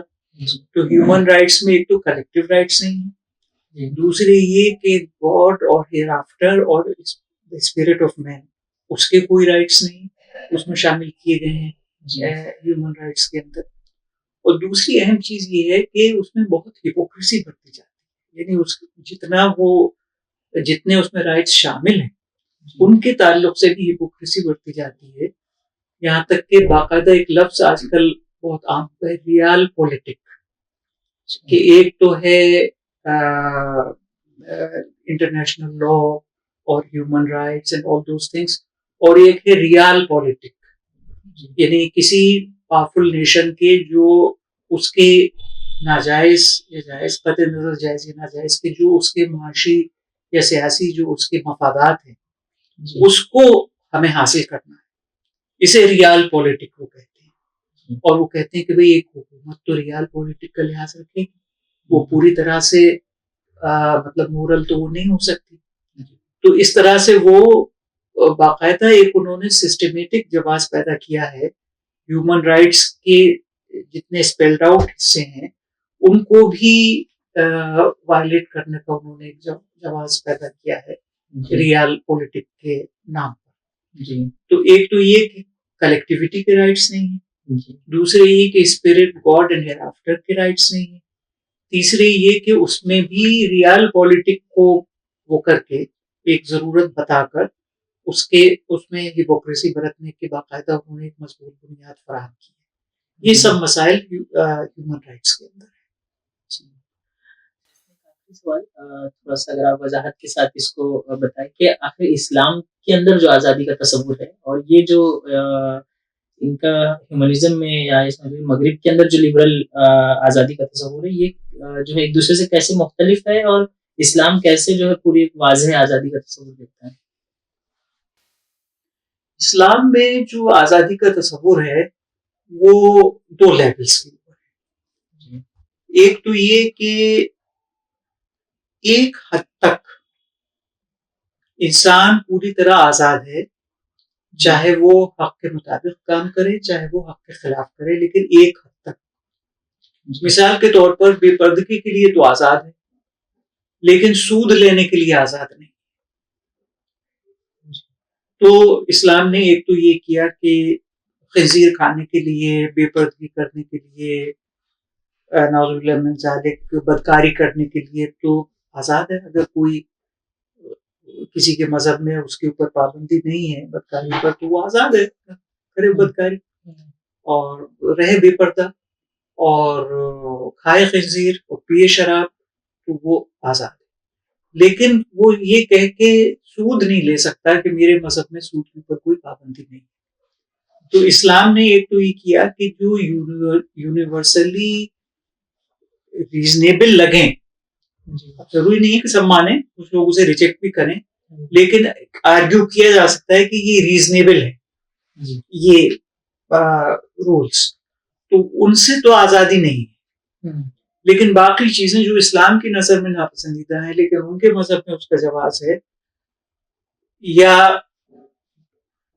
سیکولرزم کے اندر جو جواز ہے اسلام، یہ آزادی انسان کو دیتا ہے کہ وہ خدا کو چاہے مانے چاہے نہ مانے. صرف یہی نہیں کہ اپنے شریعت پہ چلنے کی اسے آزادی دیتا ہے بلکہ خدا کے انکار کی بھی آزادی دیتا ہے. تو اس میں سیکولرزم بھی آ گیا کہ سیکولرزم کی بھی اسلام آزادی دیتا ہے، لیکن کچھ چیزوں کی آزادی وہ نہیں دیتا. پریکٹیکل لیول پہ یہ اسلام کا وہ ہے، اصول ہے. انڈیویجول فریڈم کے تعلق سے پریکٹیکل لیول کے اوپر. اصولی لحاظ سے وہ اسلام کی پالیسی یہ ہے کہ فریڈم یہ ہے کہ انسان اپنی آزادانہ اپنی حقیقت کے مطابق عمل کرے. جی تو پریکٹیکل لیول پہ تو اسلام کا اصول یہ ہے فریڈم کے تعلق سے پریکٹیکل لیول پر یعنی انفورسیبل بائی اسٹیٹ. جی اس میں اس کا اصول یہ ہے کہ بہت ہی جو ریزنیبل چند لمیٹیشنس ہیں، مثلا سود نہ لینا، اس کے علاوہ باقی چیزوں کے لیے جو کہ اسلامی نقطہ نظر سے اور بلکہ بہت سارے مذاہب کے نقطہ نظر سے بھی جو نامناسب ہیں، غلط ہیں، اس کی آزادی انسان کو ہے پریکٹیکل لیول کے اوپر. لیکن جو آزادی کا ایک اصولی تصور اسلام دیتا ہے وہ یہ دیتا ہے کہ آئیڈیلی آزادی کس چیز کا نام ہے. اس کے تعلق سے اسلام بتاتا ہے کہ آزادی یہ ہے کہ انسان اپنی حقیقت کو آزادانہ اختیار کرے. جیسے پیڑ کی ایک حقیقت ہے، گھوڑے کی حقیقت ہے، وہ تو مجبور ہے اپنی حقیقت کو اختیار کرنے کے لیے، اور انسان اپنی حقیقت کو اختیار کرنے کے لیے یا اس کو وائلیٹ کرنے کے لیے آزاد. ایسا نہیں تقویم جس پہ انسان کو بنایا گیا. تو اسلام یہ کہتا ہے کہ انسان کی آزادی یہ ہے، اصولی لحاظ سے حقیقت کے لحاظ سے انسان کی آزادی یہ ہے کہ وہ آزادانہ طور پر بغیر کسی کوئرشن کے آزادانہ طور پر اپنی حقیقت کو اختیار کرے، خود سے اختیار کرے اپنی حقیقت کو. تو آزادی کے بارے میں اصول تو اسلام یہ دیتا ہے، لیکن جو اس کی عملی پالیسی ہے وہ ہے جو میں نے پہلے بتائی کہ چند ایک ایسی چیزیں جو بالکل پوری دنیا میں مان لی جائیں گی کہ ریزنیبل ہیں، مثلا سود نہ لینا وغیرہ. ایسی چیزوں کے علاوہ ایسی چیزوں کو چھوڑ کے باقی چیزوں کے بارے میں انسان کو آزاد کرتا ہے. یہ اسلام کی پوزیشن. اصولی لحاظ سے وہ کہتے ہیں کہ آزادی نام ہے اس چیز کا کہ انسان آزادانہ اپنی حقیقت کو اختیار کرے. آزادانہ کچھ بھی کرے یہ نہیں، not freedom to do anything, but to freely do what is the requirement of his nature. And there is such a thing as an objective nature of man. But he is free to violate it. Some parts of it at least. یہ ہمارا pod cost یہیں پر ختم ہوتا ہے، جس میں ہم نے 4 آئیڈیالوجیز کو جو ہے سمجھنے کی کوشش کی ہے. انشاءاللہ اس کے بعد اگلے پوڈ کاسٹ میں ہم جو ہے بقیہ 4 آئیڈیالوجیز کو جو ہے وہ سمجھنے کی کوشش کریں گے جو اس باطل نظریات کی پوری سیریز میں ہم لوگ دیکھیں گے. 3 نظریات. اللہ اللہ اللہ